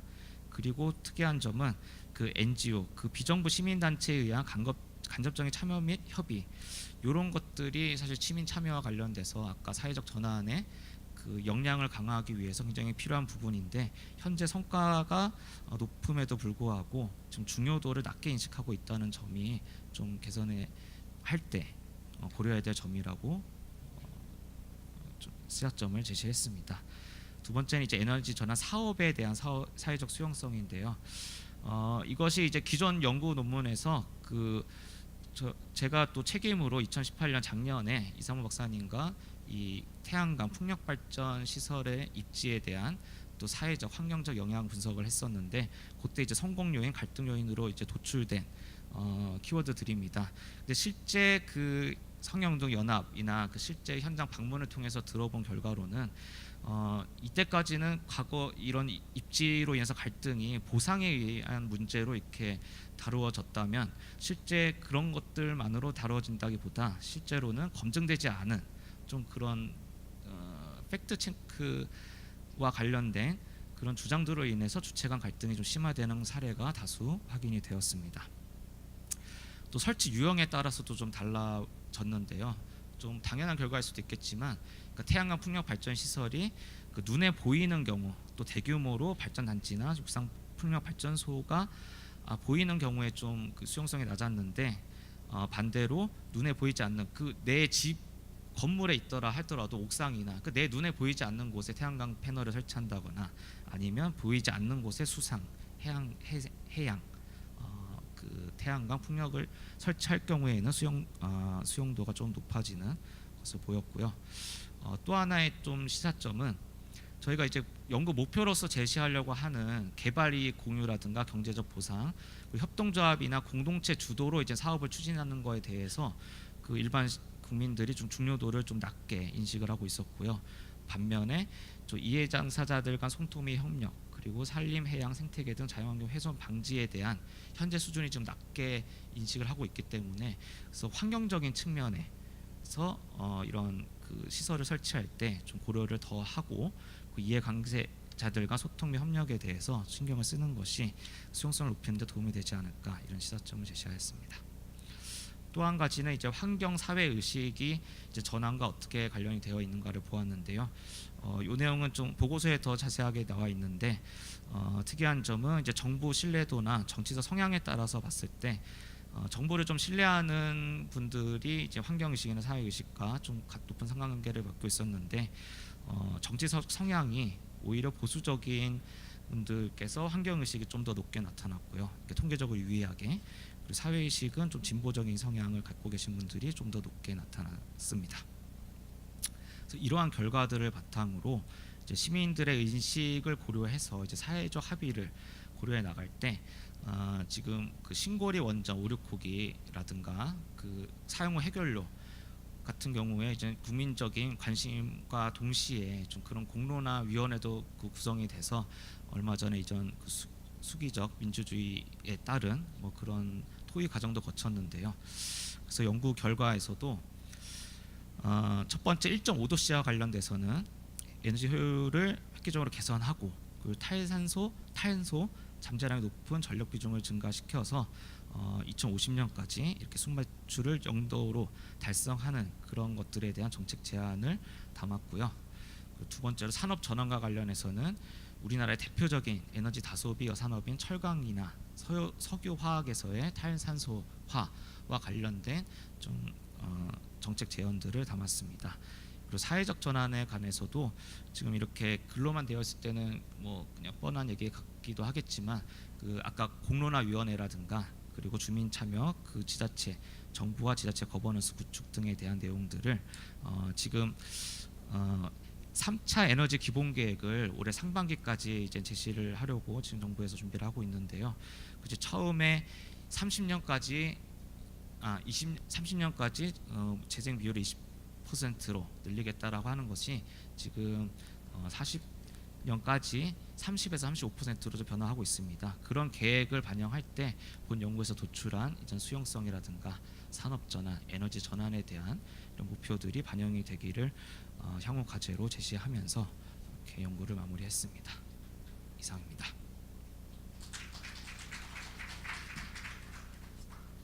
네, 발표 감사합니다. 이상으로 4가지 주제 발표가 모두 끝났습니다. 이어서 바로 토론 진행하겠습니다. 좌장과 토론자께서는 무대 위 테이블로 이동해 주시기 바랍니다.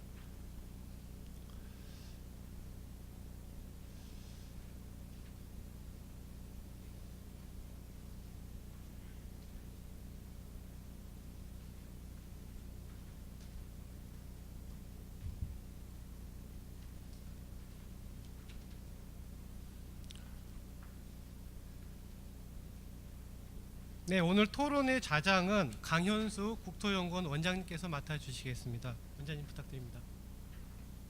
예, 오늘 이 협동연구 두 번째 세션 사회를 맡은 국토연구원장 강현수입니다. 반갑습니다. 일단 저희들한테 주어진 시간이 딱 30분 정도밖에 없어서 뭐 조금 애누리를 보태서 한 35분을 한다고 하더라도 그렇게 우리 많은 시간이 남아있지 않아서 좀 효과적으로 좀 진행을 해야 될 것 같습니다. 제가 먼저 네 분의 토론자분들을 소개시켜드리고 토론자분들에게 약 6분 정도 그 정도의 토론을 부탁드리도록 하겠습니다. 제 바로 왼쪽에 경희대학교 미래문명원 교수로 계신 임채원 교수님 오셨습니다. 그 왼쪽에 대외경제정책연구원의 연구위원으로 계신 정지원 박사님 오셨습니다. 제 오른쪽에 토지주택연구원 수석연구원으로 계신 유정현 박사님 오셨습니다. 그 오른쪽에 국가균형발전위원회 지역균형국장으로 계신 김홍목 국장님 오셨습니다. 예, 저희들이 4개 연구단과위원회의 연구 성과를 4분한테 들었습니다. 아마 지금 이 토론자 구성도 그 각 연구단 오늘 발표에 이렇게 대응하는 형태로 이 토론자가 구성이 된 것 같습니다. 우리 김홍목 균형발전위원회 국장님께서는 이원섭 박사님의 분권형 균형발전 실천 전략 중심으로 토론을 해주실 것 같고요. 유정현 토지주택연구원 수석연구원께서는 아마 지속가능 발전 에너지 전환 쪽으로 토론해 주실 것 같고, 우리 임채훈 교수님과 정지원 박사님은 아마 대외 협력, 개발 협력 분야 부분 같이 함께 해주시면 될 것 같은데요. 발표하신 순서에 맞게 토론 내용들도 함께 하는 것들이 좋을 것 같습니다. 그래서 순서는 정지원, 임채원, 김홍목, 유정현 박사님 이런 순서대로 좀 토론을 좀 진행하도록 하고요. 한 5분에서 6분 정도 토론해 주시고 남는 시간은 현재 함께 방청해 주신 분들하고 함께 그 토론하는 시간을 가능한 한 5분이나 10분이라도 갖도록 하겠습니다. 그럼 먼저 정지원 박사님, 소프트 파워 먼저 하시는 게, 그러면 임채원 교수님 먼저 소프트 파워 쪽에 그럼 집중해서 좀 토론해 주시기 부탁드리겠습니다. 네, 임채원입니다. 저는 문진영 박사님이 하셨던 글로벌 소프트 파워 강국 실현 이 파트를 맡았는데요. 5분밖에 안 되니까 앞에 다 아시는 내용은 짧게 이야기하고 좀 이게 뭔지 한번 제가 생각하는 거 그냥 간단한 일화를 말씀드리는 걸로 마무리를 하겠습니다. 저는 이제 글로벌 소프트 파워 강국 전략 이러면 지금까지 우리나라 사람들이 이게 잘 이해가 안 된다고 생각하거든요. 해본 적이 없으니까. 그래서 좀 이거 할 때는 연구자들도 그렇고 그다음에 이 정부에 있는 분들도 학계에 있는 분들도 제일 필요한 게 뭐냐면 마음의 크기 이걸 좀 생각해보고 생각을 좀 바꾸기 이걸 좀 해봐야 된다. 지금까지 뭐 계속 이야기하는 국책 지금까지 우리가 뭐 어제 오늘 세미나 할 때도 다 이야기 레토릭이 뭐냐면 해방을 했어, 4.19를 지났어, 80년을 지났어, 87년을 지났어 이렇게 이야기하거든요. 그런데 어떤 경우에는 이걸 벗어나가지고 다른 시각으로 볼 필요가 있다. 예를 들면 지금 우리나라가 지금 글로벌 소프트 파워 전략이 나온 이유는 우리가 세계 경제 규모 10대의 국가거든요. 그런데 계속 이야기하는 레토릭 수준은 뭐냐면 식민지로부터 탈피하고 캐치업을 했어 뭐 이런 이야기들이거든요. 이제 그 이야기를 좀 뛰어넘어 가지고 다른 사고를 해보자, 이게 제일 큰 것 같고요. 또 하나는 지금 우리가 대외 전략이라고 하지만 우리 스스로의 세계 경영 전략, 이게 없는 거죠.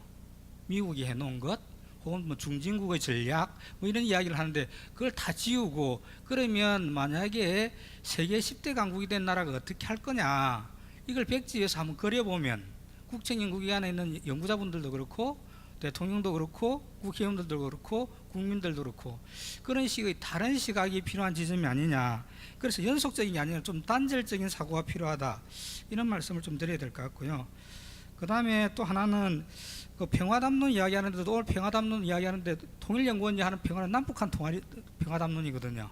그런데 우리가 좀 고민해 봐야 될 건, 지금 21세기의 갈등이라는 건 이슬람과 혹은 서구 문명의 충돌 이런 건데, 그랬을 때 동아시아 문명이 어떤 해답을 갖고 있지, 한국은 어떤 전략을 갖고 있지, 이렇게 생각을 좀 달리 해보는 게 필요할 것 같다. 그리고 또 하나는 지금 이제 우리나라가 어떤 단계에 와 있냐 하면 스스로 자생적으로 국가론을 만들 수 있는 단계. 발전국가, 이것도 결국은 외국인이 만든 한국을 본 시각이었거든요. 처음 그리고 복지국가 담론이 있는데 그것도 해외 걸 우리나라에 적용해보자 이런 건데, 비로소 처음으로 좀 시행착오를 겪으면서 자생적으로 뭐 포용국가 이런 걸 제기하는 건데요. 그랬을 때 그럼 대외 전략이 도대체 뭐냐, 지금까지는 다른 우리 스스로의 국가론, 국가 전략 이런 게 필요할 것 같다, 이런 생각이 들고요. 그 다음에 지금 계속 이야기하는 우리 마인드 소위는 그 내셔널리즘이 있거든요. 우리를 중심으로 해가지고 상대를 이해하고 서로 뭐 티태포를 어떻게 하지 이러는데, 그게 아니라 한 단계 높여가지고 좀 인류의 보편주의 이런 관점에서 이 문제를 볼 수도 있는 거 아니냐. 그래서 좀 예를 드는 걸로 좀 마치겠습니다. 그러니까 그 인류가 최초로 만든 신화는 길가메시 신화입니다. 근데 미국의 하버드 대학이 이게 신화 연구에 되게 집착하거든요. 왜 그럴까? 자기 나라 땅도 아니고 아주 오래된 이야기도 아니고. 그런데요, 그건 길가메시 신화라는 게 인류가 최초로 그 메소포타미아에서 그 뭐 밀을 지으면서 도시를 만들 때 만든 신화거든요. 길가메시가 쭉 스토리가 있는데 그 최초 영웅 신화죠. 그게 세기 문자로 이렇게 BC 3200년경에 다 만들어져 있습니다. 그 문자 해독부터 해가지고 왜 하버드라든지 옥스퍼드는 거기에 집착할까? 그건 그 사람들이 다른 걸로 보지 않았다는 거거든요. 자기들이 세계를 경영한다. 그러려면 인류 최초의 문명이 어디서 출발했는지 그건 우리의 것이다, 이렇게 생각하는 거죠. 이게 이라크의 것이 아니라. 지금 그러면 우리가 지금 연구할 때도 이제 그런 마인드가 필요하다고 생각합니다. 만약에 우리가 10대 강국으로서 파트너십을 발휘하고 뭐 G20나 G10에 가지고 뭔가를 이야기할 때는 어떤 이야기를 할 거냐, 한국의 민족주의를 좀 넘어가지고 아까 가치와 철학, 그 다음에 국가 전략을 말씀하시는데, 그런 것처럼 하버드의 학생들이 혹은 거기 토인비가 왜 그때 역사 연구라는 걸 썼을까, 그 사람의 마음속에는 그리스를 연구한 게 아니거든요. 그 당시에 그 그리스 시대를 보면서 20세기의 문명 전환기를 해독한 거죠. 우리도 지금은 이제 그런 시각이 필요하지 않을까. 그래서 글로벌 소프트 파워 여러 가지 분야가 있는데 그걸 뛰어넘어 가지고 해야 될 건 결국은 마음의 크기를 좀 바꾸고 생각의 방향을 좀 바꾸는 게, 이게 글로벌 소프트 파워를 처음으로 좀 론칭하는 데 제일 중요한 게 아닌가, 이런 생각이 듭니다. 네, 이쯤에서 마치겠습니다. 예, 아주 생각의 전환을 말씀해 주셨습니다. 개도국 발전 신화 혹은 민족주의적 사고를 발표해서 그야말로 세계 10대 강국으로서의 글로벌 마인드를 갖자고 말씀하셨다고 제가 이해를 했습니다. 우리 정지원 박사님. 네, 안녕하십니까. 키예프 정지원입니다. 저는 KDI 대학원에서 협동연구로 이제 총괄하신 국제협력 비전 전략 추진책의 국제개발 협력을 중심으로에 대해서 제 의견을 드리도록 하겠습니다. 제가 이 중간 워크숍에서도 이제 참여를 했었고요. 아주 방대한 연구를 아주 짧은 시간에 굉장히 고생하시면서 추진한 것을 제가 알고 있고요. 여기 다루신 주제가 이제 개발 협력을 생각할 때 얘기되는 여러 가지 쟁점을 모두 다 다루신 것 같습니다. 일단은 제목에서도 이제 나와 있지만 부제와 같이 이제 뒤에 국제개발 협력을 중심으로라고 이제 명명을 하신 것은 제가 말씀드리고 싶은 것은 이제 국제 협력과 국제 개발 협력을 조금 차별화해서 생각할 필요가 있다. 물론 국제 협력 안에 이제 국제 개발 협력이 포함이 되는 것이지만 국제 개발 협력이라는 것은 개도국을 대상으로 하는 협력이고, 그래서 아마 연구진들도 그런 어떤 고려하에 그 부제와 같이 국제 개발 협력이라는 단어를 넣으신 것으로 볼 수 있습니다. 개도국을 대상으로 하면 무엇을 더 생각을 해야 하는가라는 것은 일반적인 협력, 선진국가의 협력과는 달리 개도국가의 협력에서는 여러 가지 좀 추가적으로 고려할 것이 있다고 생각을 하고요.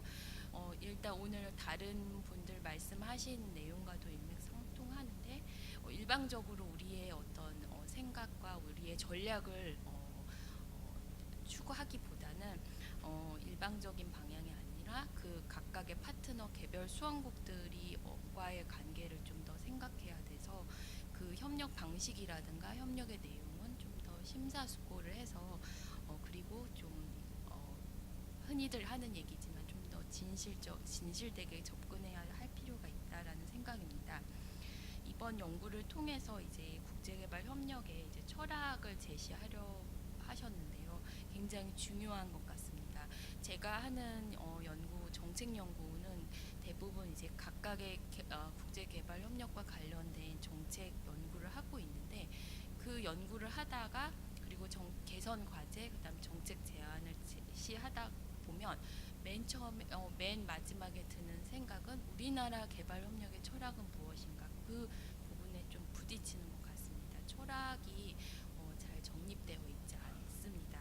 그러다 보니 그 아래 이제 이 연구 안에서는 전략이 부재하다라고는 하셨지만 사실 국제개발 협력 관련 전략이 매우 잘 되어 있습니다. 그런데 그것이 잘 작동하지 않는 이유는 우리나라가 개도국을 상대로 해서 협력을 하는 이유는 무엇인가에 대한 철학이 없기 때문이라고 생각을 합니다. 그래서 이 연구에서 제시된 그 철학이 이제 우리나라 국제개발 협력의 어떤 궁극적인 목표와 연결이 되어서 좀 더 구체화되었으면 하는 바람입니다. 두 번째는 이제 이번 연구에서 제가 눈여겨본 것은 국가 R&D 사업 추진 체계와 이 국제개발 협력 사업의 추진 체계를 좀 비교를 하셨고요. 그 안에서 이제 제가 구체적인 보고서 내용을 다 읽지는 못했지만 아마도 사업 발굴이라든가 그다음에 이행을 하는 그런 시스템, 그다음 성과 관리 측면에서 아마도 R&D, 우리 국가 R&D 그 사업 추진 체계에서 이 국제 개발 협력이 좀 더 가져올 수 있는 어떤 교훈들이 있기 때문에 그렇게 보신 거라고 생각이 되는데요. 다만 이게 국제개발 협력 사업은 이제 개도국 상대로 하다 보니 우리나라 국가 R&D 사업과는 또 다른 특수성이 많이 있다고 생각이 됩니다. 예를 들면 대부분의, 그러니까 거의 100%죠. 대부분의 사업이 해외에서 이루어지다 보니까 흔히들 왜 ODA는 성과가 없느냐, 성과를 볼 수가 없느냐 하는 질문들을 하시고, 그 성과 관리 어려움이 분명 있습니다. 그래서 여전히 이제 국조실이라든가 외교부 기재부가 그런 성과 관리 시스템을 도입을 하고 성과 관리를 하려고는 하지만 그 부분이 쉽지 않은 측면이 있습니다. 그래서 이 국가 R&D 사업에 대한 연구, 그런 운영 체계, 그리고 어떤 모범 사례, 그런 것들이 정말 국제개발 협력에 있어서 좀 도움이 되려면 이러한 특수성을 좀 감안을 해서 어떤 재원이 이제 제시가 된다면 좀 의미가 있는 작업이 되었을 거로 예상을 하고요. 마지막으로는 이제 좀 전에 말씀하신 대로 성과 관리 측면입니다. ODA 사업은 성과 관리가 정말 힘들고 이제 연구자 입장에서는 국제 사례를 다 조사를 하고 우리나라도 이런 것들을 도입해서 하면은 ODA 사업 성과 관리가 될 것이다라는 어떤 이상적인 생각을 하고 있는데요. 실제로 보면 그렇지가 않습니다. 근데 제가 이제 좀 생각을 해보면 이런 성과 관리와 ODA 성과 관리와 어떤 예산이 연동이 되는 메커니즘이 좀 작동이 된다면 이게 조금 해소가 되지 않을까 싶은데 지금은 앞에서 말씀하신 대로 유무상 분절화, 무상 안에서도 또 분절화도 말씀하셨지만 무엇보다도 이 ODA 예산과 그다음에 실제 어떤 사업을 사업 전략을 수립하고 사업 실행을 하는 실행 기관 간의 또 분절도 또 문제인 것 같습니다. 그래서 예산과 성과 ODA 사업이 따로 가는 그런 상태에서는 성과 관리 시스템이 작동이 되어도 그게 내년도, 차년도 또 ODA 예산과는 또 개별적으로 가는 그런 상황이 있습니다. 그래서 그 부분이 일단은 좀 해결이 되어야 되는 것이 아닌가 생각합니다. 이상입니다. 예, 감사합니다.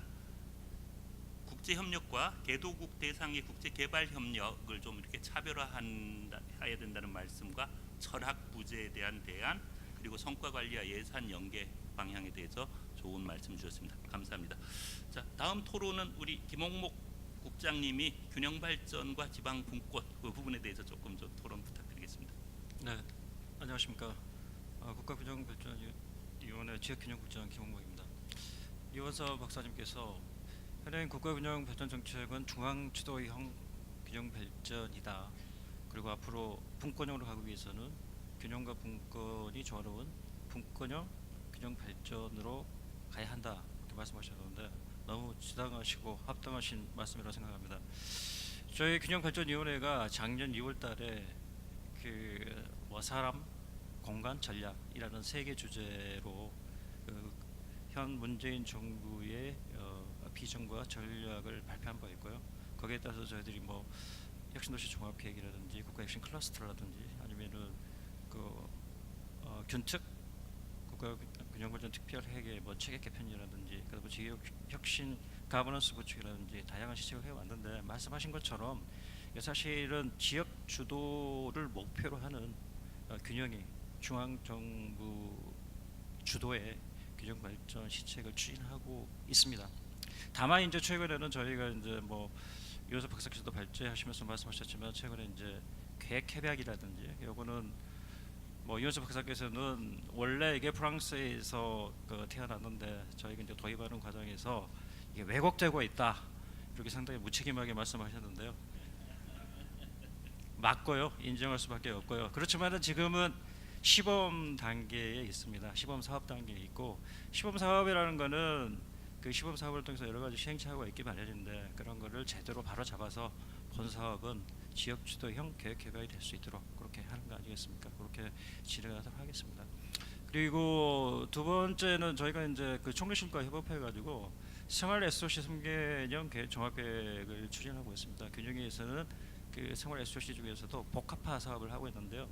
이게 이제 저희 계획 협약하고 연계돼가지고 지역 주도의 계획을 수립하고 중앙정부가 체계적으로 지원하는 그런 방법으로 가고 있습니다. 저희 균형에서는 이 복합화 건물이 단순히 건물을 짓는 게 아니고 기능을 제공하는 게 아니고 그 공간에서 사람들이 모이고 그 모임 속에서 새로운 활동을 하고 그 활동 속에서 새로운 시민들이 양성이 되고 그런 시민들이 참여하는 지역혁신 체계를 구축하고 그런 지역혁신 체계를 통해서 지역 주도의 시민 참여형 국가균형 발전을 꾀하고 있다는 것을 좀 장기적인 얘기인데 그렇게 말씀을 드리고 싶습니다. 그리고 그 양자의 조합 측면에서 사실은 균형은 국가균형발전위원회에서 하고 있고 분권은 또 자치분권위원회에서 하고 이렇게 있는데 사실은 이게 이제 분권 그다음에 이제 혁신 포용이라는 현 정부의 3대 키워드를 공통범으로 하고 있기 때문에 상당히 협의라든지 이런 게 이제 원활하게 돌아가고 있다고 말씀드리고 조직적 측면에서는 사실은 청와대에 자치발전비서관실이 있습니다. 여기는 원래 균형발전비서관실하고 자치분권비서관실이 분리되어 있었는데 이걸 하나로 통합해서 자치발전비서관실이 됐거든요. 이것 자체가 사실 분권하고 균형이 필요하다는 것을 현 정부에서는 이미 인정하고 있고 그 방향으로 가고 있다고 저희들이 볼 수가 있고요. 마지막에는 주로 이제 공간 전략을 하였었는데 이 공간이라는 것은 사실은 공간 그 자체가 뭔가를 채워야 하는 것을 내포하고 있지 않겠습니까? 그게 그 뭐 재정이라든지 행정적이라든지 그런 것을 포함하고 있는 분권 정책이 들어가야 완전한 하나가 된다는 것을 의미하기 때문에 그 자치발전과 균형 발전이 그 조화롭게 가야 한다는 그 말씀은 상당히 그 타당하시고 또 현 정부에서도 그렇게 하기 위해서 많이 노력하고 있다고 그렇게 보시면 되겠습니다. 이제 다만 이제 그 당위성 측면에서 저희가 뭐 이렇게 인정을 하지만은 현실적 측면에서는 여전히 한계가 있습니다.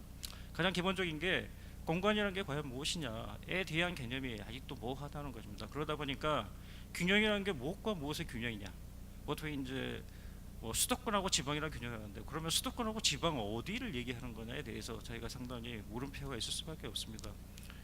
뭐 그 광역자치단체를 얘기하는 건지 아니면 226개 기초지자체를 얘기하는 건지 상당히 모호를 하고 다만 저희들이 분권 선진국이라고 할 수 있는 나라는 상당히 역사적 전통을 통해서 광범위한 생활권 단위의 그 범위를 가지고 균형과 분권을 뭐 특히 프랑스 같은 경우 레지옹이라는 그런 어떤 단위를 가지고 얘기를 하기 때문에 분권과 균형의 원활히 추구될 수 있는데 저희 같은 경우 현재 가지고 있는 뭐 14개 광역자치제 226개 지자체를 가지고 이 분권하고 균형을 논하는 데는 상당히 실천적인 측면에서 문제가 많이 발생하고 있다는 현실을 제가 감안하지 않을 수 없고요. 따라서 그래서 저희들이 많은 분권 사업이라든지 규정 사업을 하고 있는데 분권이라는 건 결국은 부분의 합이 전체보다는 큰 시너지를 목표를 하고 있는데 현실적으로 그러지 못하고 있고 균형이라는 것도 지역 특색을 기반으로 한 개성있는 지역 발전을 기승전에서는 말씀을 하고 계시지만은 결론은 n분의 1, 기승전 n분의 1로 가고 있는 경향이 많다는 그런 현실적인 한계가 있다. 이런 거를 어떻게 좀 슬기롭게 지혜롭게 중지를 모아서 좀 해결할 수 있는 건지 그런 부분에 대한 좀 고찰이 조금 더 좀 필요하다고 보고요. 그다음에 두 번째는 뭐 제 얘기를 하겠습니다. 이호섭 박사님께서 저는 사실 그 본적은 국토교통부고요. 지금 이제 국가균형발전위에 파견하고 있습니다. 이호섭 박사님께서 말씀하신 거는 지방 분권을 강조하고 지방 예열을 강조하면서 제 본적인 그 국토교통부의 여러 가지 그 공간 계획이라든지 도시 계획이라든지 이런 상당히 어떤 권한을 지방으로 과감하게 이양을 해라 뭐 그렇게 말씀하시고 그다음에 또 제가 지금 현재 가지고 있는 국가균형발전위원회에는 자치분권위원회하고 뭐 통합은 실질적으로 말씀하셨는데 그런 어떤 조직 얘기를 상당히 건드리니까 사실 참 위치가 상당히 불안해지는 것 같아요. 그래서 머릿속으로는 그거를 당연하다고 생각하지만은 심정적으로는 사실은 약간의 거부감이 있거든요. 사실 이게는 비단 뭐 제가 농반 진반으로 말씀드렸지만 저만의 문제가 아니라 우리 한국 사회에서 당면한 모든 갈등 문제에 피할 수 없는 또 다른 현실인 것 같습니다. 이런 거에 대해서 아까 뭐 마음 얘기도 하시고 뭐 생각의 방향도 얘기하셨는데 뭐 그거 비슷한지 모르겠지만 어떤 그런 것을 좀 어루만져주는 그런 것도 필요하지 않을까 생각을 합니다. 그래서 그럼에도 불구하고 분권형 균형 발전은 우리가 지향해야 할 목표다 이렇게 생각을 하고 있습니다. 다만 그런 현실적인 한계를 감안을 해가지고 우리가 단계적으로 어떻게 어프로치 할 것인지 그런 부분에 대해서도 좀 상당히 깊은 논의나 검토가 선행돼야 되지 않을까 그렇게 생각합니다. 예, 감사합니다. 총론과 당위에는 찬성하시는데 강론에 대해서는 우려를 하셨다고 제가 받아들이고 제가 어제 이맘때 이 시간에 그 문재인 정부 2년 평가와 대안 모색 뭐 이런 것들을 제가 이 자리에서 4일 봤는데 분권과 균형 발전이 주제였어요. 그때 굉장히 뜨거웠습니다. 분권하면 나라 망한다서부터 시작해서 분권 왜 하냐, 균형하기 위해서는 분권이 대립된다, 뭐 이런 주장이 굉장히 많았는데 오늘은 그래도 분권과 균형 발전을 통합해서 분권형 균형 발전을 해야 된다는 쪽으로 그나마 방향이 모아진 것 같아서 다행입니다. 혹시 나중에 그 방청객분들 하실 말씀 있으면 조금 좀 말씀 주시고요. 자, 마지막 그 토론입니다. 우리 유정현 토지주택연구원 수석연구원님 토론 부탁드리겠습니다. 안녕하십니까. 저 LH공사 연구원에서 근무하고 있는 유정현입니다. 저는 주로 이제 건물에 대한 에너지를 연구하는 입장인데 오늘 오늘 와 보니까 좀 이렇게 여러 가지 시야도 넓어지는 것 같고 공부도 되는 것 같습니다. 혹시 제가 좀 포인트가 맞지 않는 이야기를 하더라도 미리 해량을 좀 부탁드리겠습니다. 그 오늘 저는 김태현 박사님의 그 발표에 대한 제 개인적인 생각을 말씀드리고자 합니다. 그 에너지 전환과 이렇게 산업 전환, 그리고 이제 탈화석, 신재생 에너지를 조금 더 이렇게 확대해서 그 산업 부분의 체질 개선을 통해서 온실가스를 저감하는 이러한 그 스토리를 가지고 있고 그러한 측면에서 여러 가지 솔루션을 제공한 측면에서 굉장히 재미도 있었고 또 유의미한 연구였다고 저는 생각하고 있습니다. 그 연구에서는 그 에너지 전환하고 산업의 전환을 이렇게 두 가지 이렇게 분리하셔서 검토를 하신 걸로 저는 느껴졌는데 제 생각에는 이게 다소 이 두 가지 전환 자체가 상당히 유기적인 관련성을 갖고 있지 않나라는 생각을 갖고 있습니다. 그 적절한 그 비유가 될지 모르겠습니다만 얼마 전 현대자동차에 관련된 기사를 봤는데요. 현대차가 2025년도까지 수소차와 전기차의 비율을 한 30%까지 늘린다고 합니다. 그러다 보니까 기존의 엔진으로 움직였던 내연기관에 관련된 근로자들 내지는 뭐 미션의 개발자들 이런 부분들이 한 43% 고용이 감소되고 현대차에서는 25년까지 약 7,000명의 그 고용 감소가를 공식적으로 발표하였습니다. 이런 걸 보면은 기존의 그 내연기관이 전기차 내지는 수소로 변화가 되고 동시에 기존의 화석 연료가 전기 내지는 연료전 뭐 이렇게 그 산업과 그다음에 에너지가 전환이 같이 움직이는 것을 느낄 수가 있었습니다.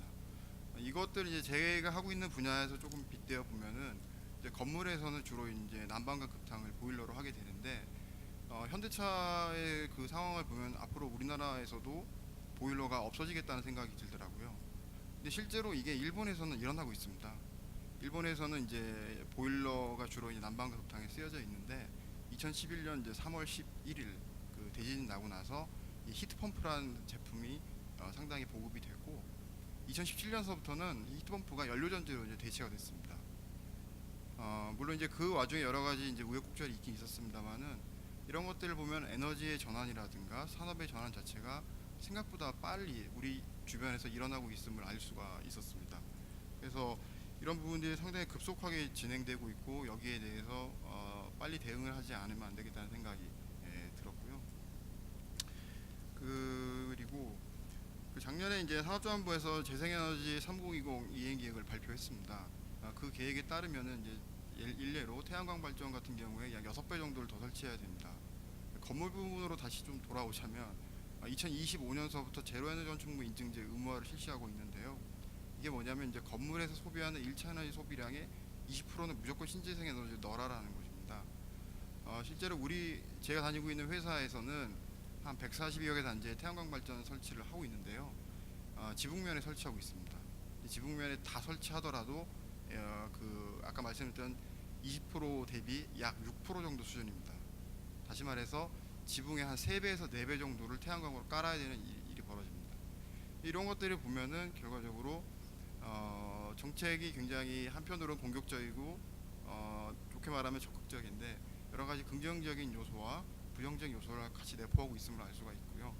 그러한 측면에서 아까 그 김태현 박사님께서 말씀하신 사회적인 동의와 합의 이런 것들이 앞으로는 상당히 의미가 있지 않을까라는 생각이 들고 특히 아까 분석에서 아노바 분석 자체가 갖고 있는 의미가 굉장히 크다고 저는 생각하고 있습니다.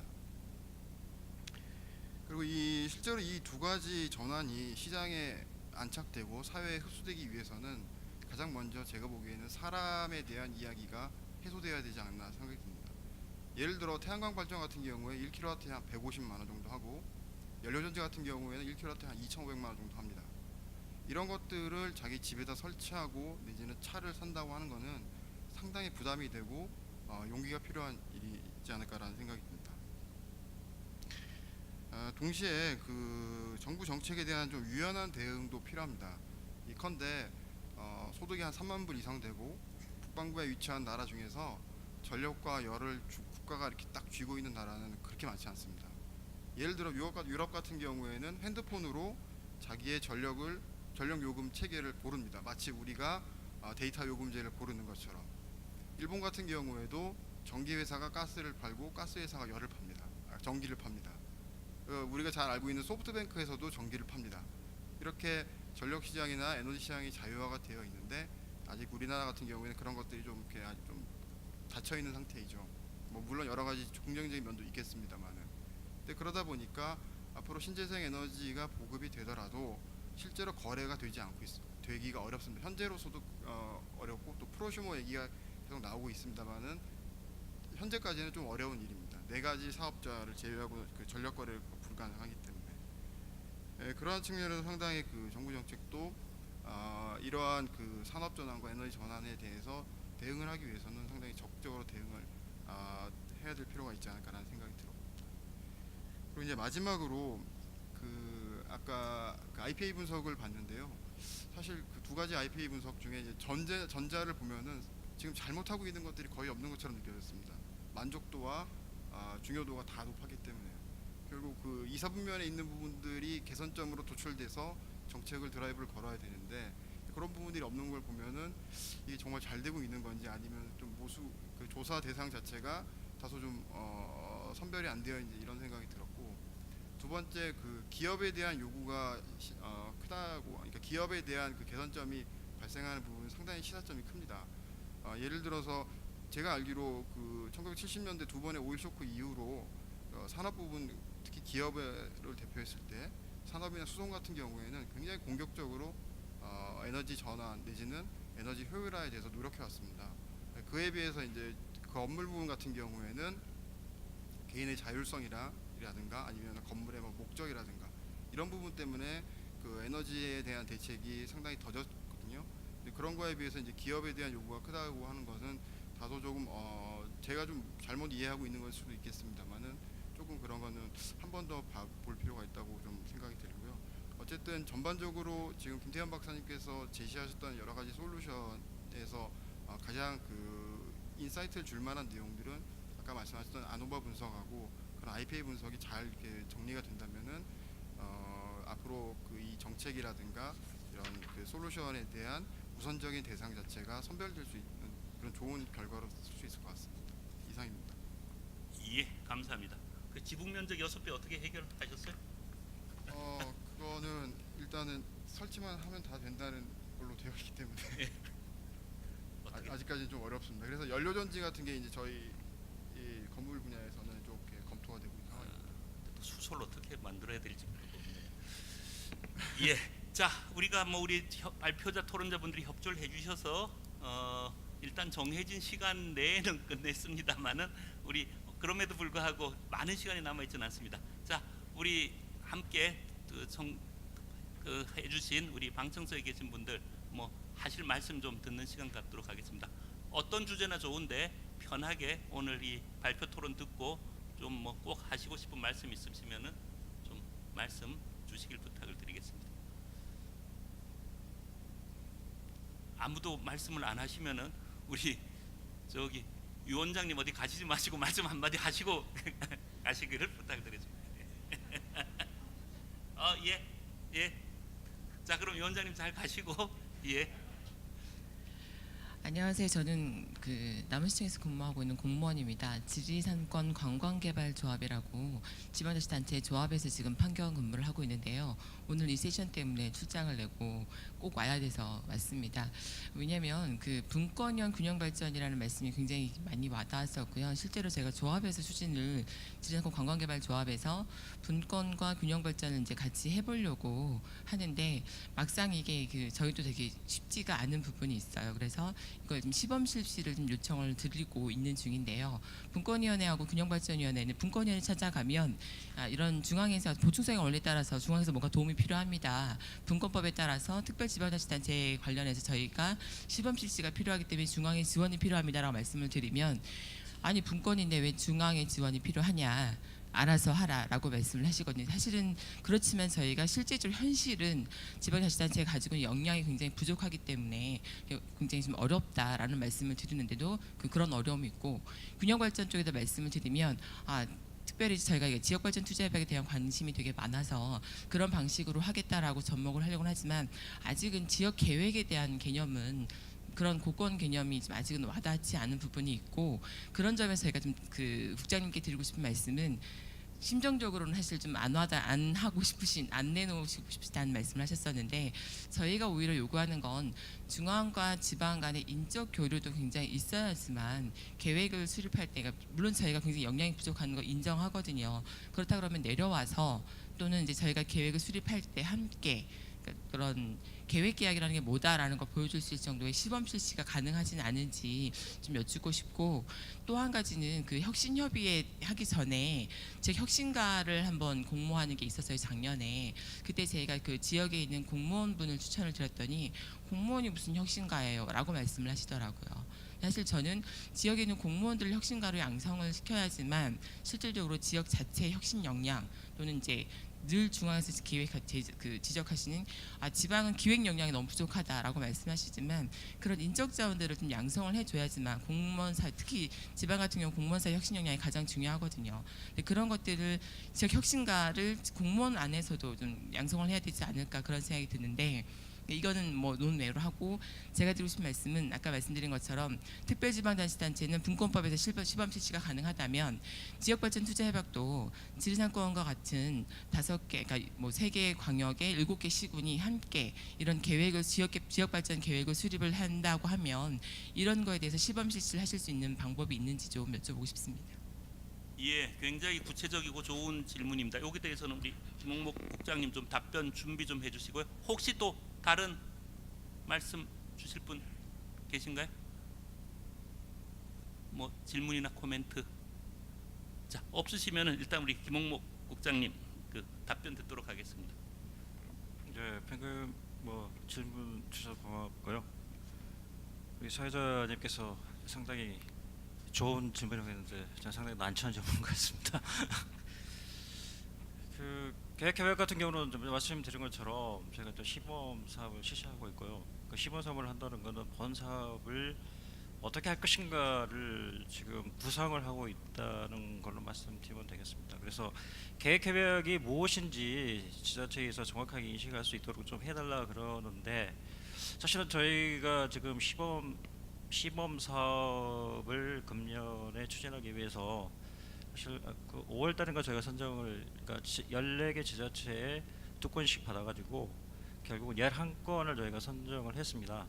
그 선정하는 과정에서 사실은 저희들 뭐 지역발전 투자협약, 계획협약이 무엇다 가이드라인을 보내고 또 설명회도 하고 뭐 나름대로 했는데, 그게 이제 충분치 않아서 계획협약이 뭔지를 아직 제대로 전달받지 못했다, 그렇게 이제 말씀하신 것 같습니다. 사실은 저희 나름대로 했는데 그런 어떤 부족함이 있었다는 거에 대해서 죄송하게 생각하고, 앞으로 사실은 지금 11개 사업을 선정을 해서 추진하고 있지만은 아직도 많은 뭐 담당 공무원부터 시작하고 소위 먼저 평가를 하시는 분들도 정확하게 좀 그 인지를 못하는 경우도 있습니다. 왜냐하면 이게 이제 저희가 프랑스산인데 처음으로 도입을 해가지고 이제 시작을 준비하는 단계이기 때문에 그런 과정 그런 점이 있을 수밖에 없다고 생각을 하고요. 그런 부분은 제가 계속 지속적으로 좀 이렇게 뭐 설명이라든지 교육이라든지 이런 걸 통해서 보완해 가도록 하겠습니다. 사실은 이제 그런 지리산 광역문화권인가요? 뭐 그런 어떤 지역의 어떤 광역적인 어떤 문제를 해결하기 위해서 이 계획협약이라는 게 들어왔기 때문에 저희들이 이제 본 사업을 정확하게 이제 세팅을 하면은 그런 부분들이 이제 태워져서 하나의 이제 플랫폼으로 작용하지 않을까 그렇게 생각을 합니다. 그다음에 지역 혁신가 말씀하셨는데 왜 공무원이 혁신가가 될 수 없느냐? 공무원도 지역 혁신가가 될 수 있죠. 그렇지만 저도 공무원인데 공무원 혁신가면은 사실 많은 사람들이 안 믿어주죠. 그래서 저희가 공무원들이 무슨 일을 할 때는 사실 민간의 힘을 많이 빌리기도 하지 않습니까?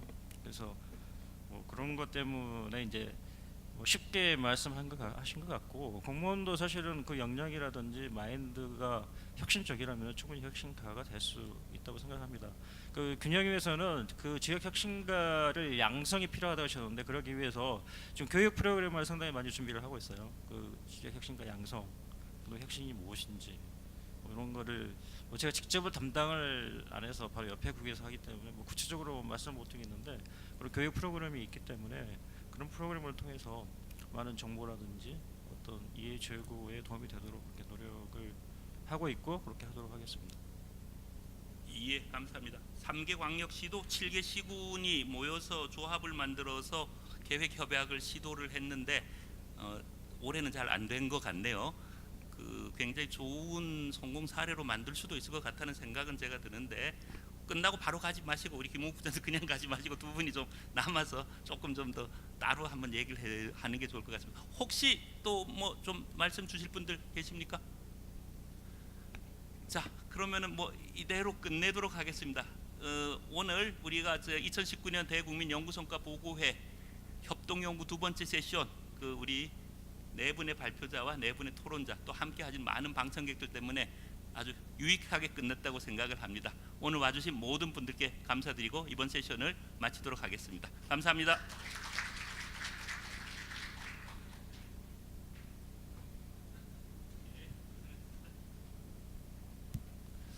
잠시 안내 말씀드리겠습니다. 오늘 오전 세종국책연구단지에서 버스가 출발했었는데요. 다시 내려가실 분들은 아침에 내리셨던 그 장소 주차장에서 차가 6시에 출발합니다. 시간 맞추셔서 주차장으로 오시면은 세종으로 같이 이동하도록 하겠습니다.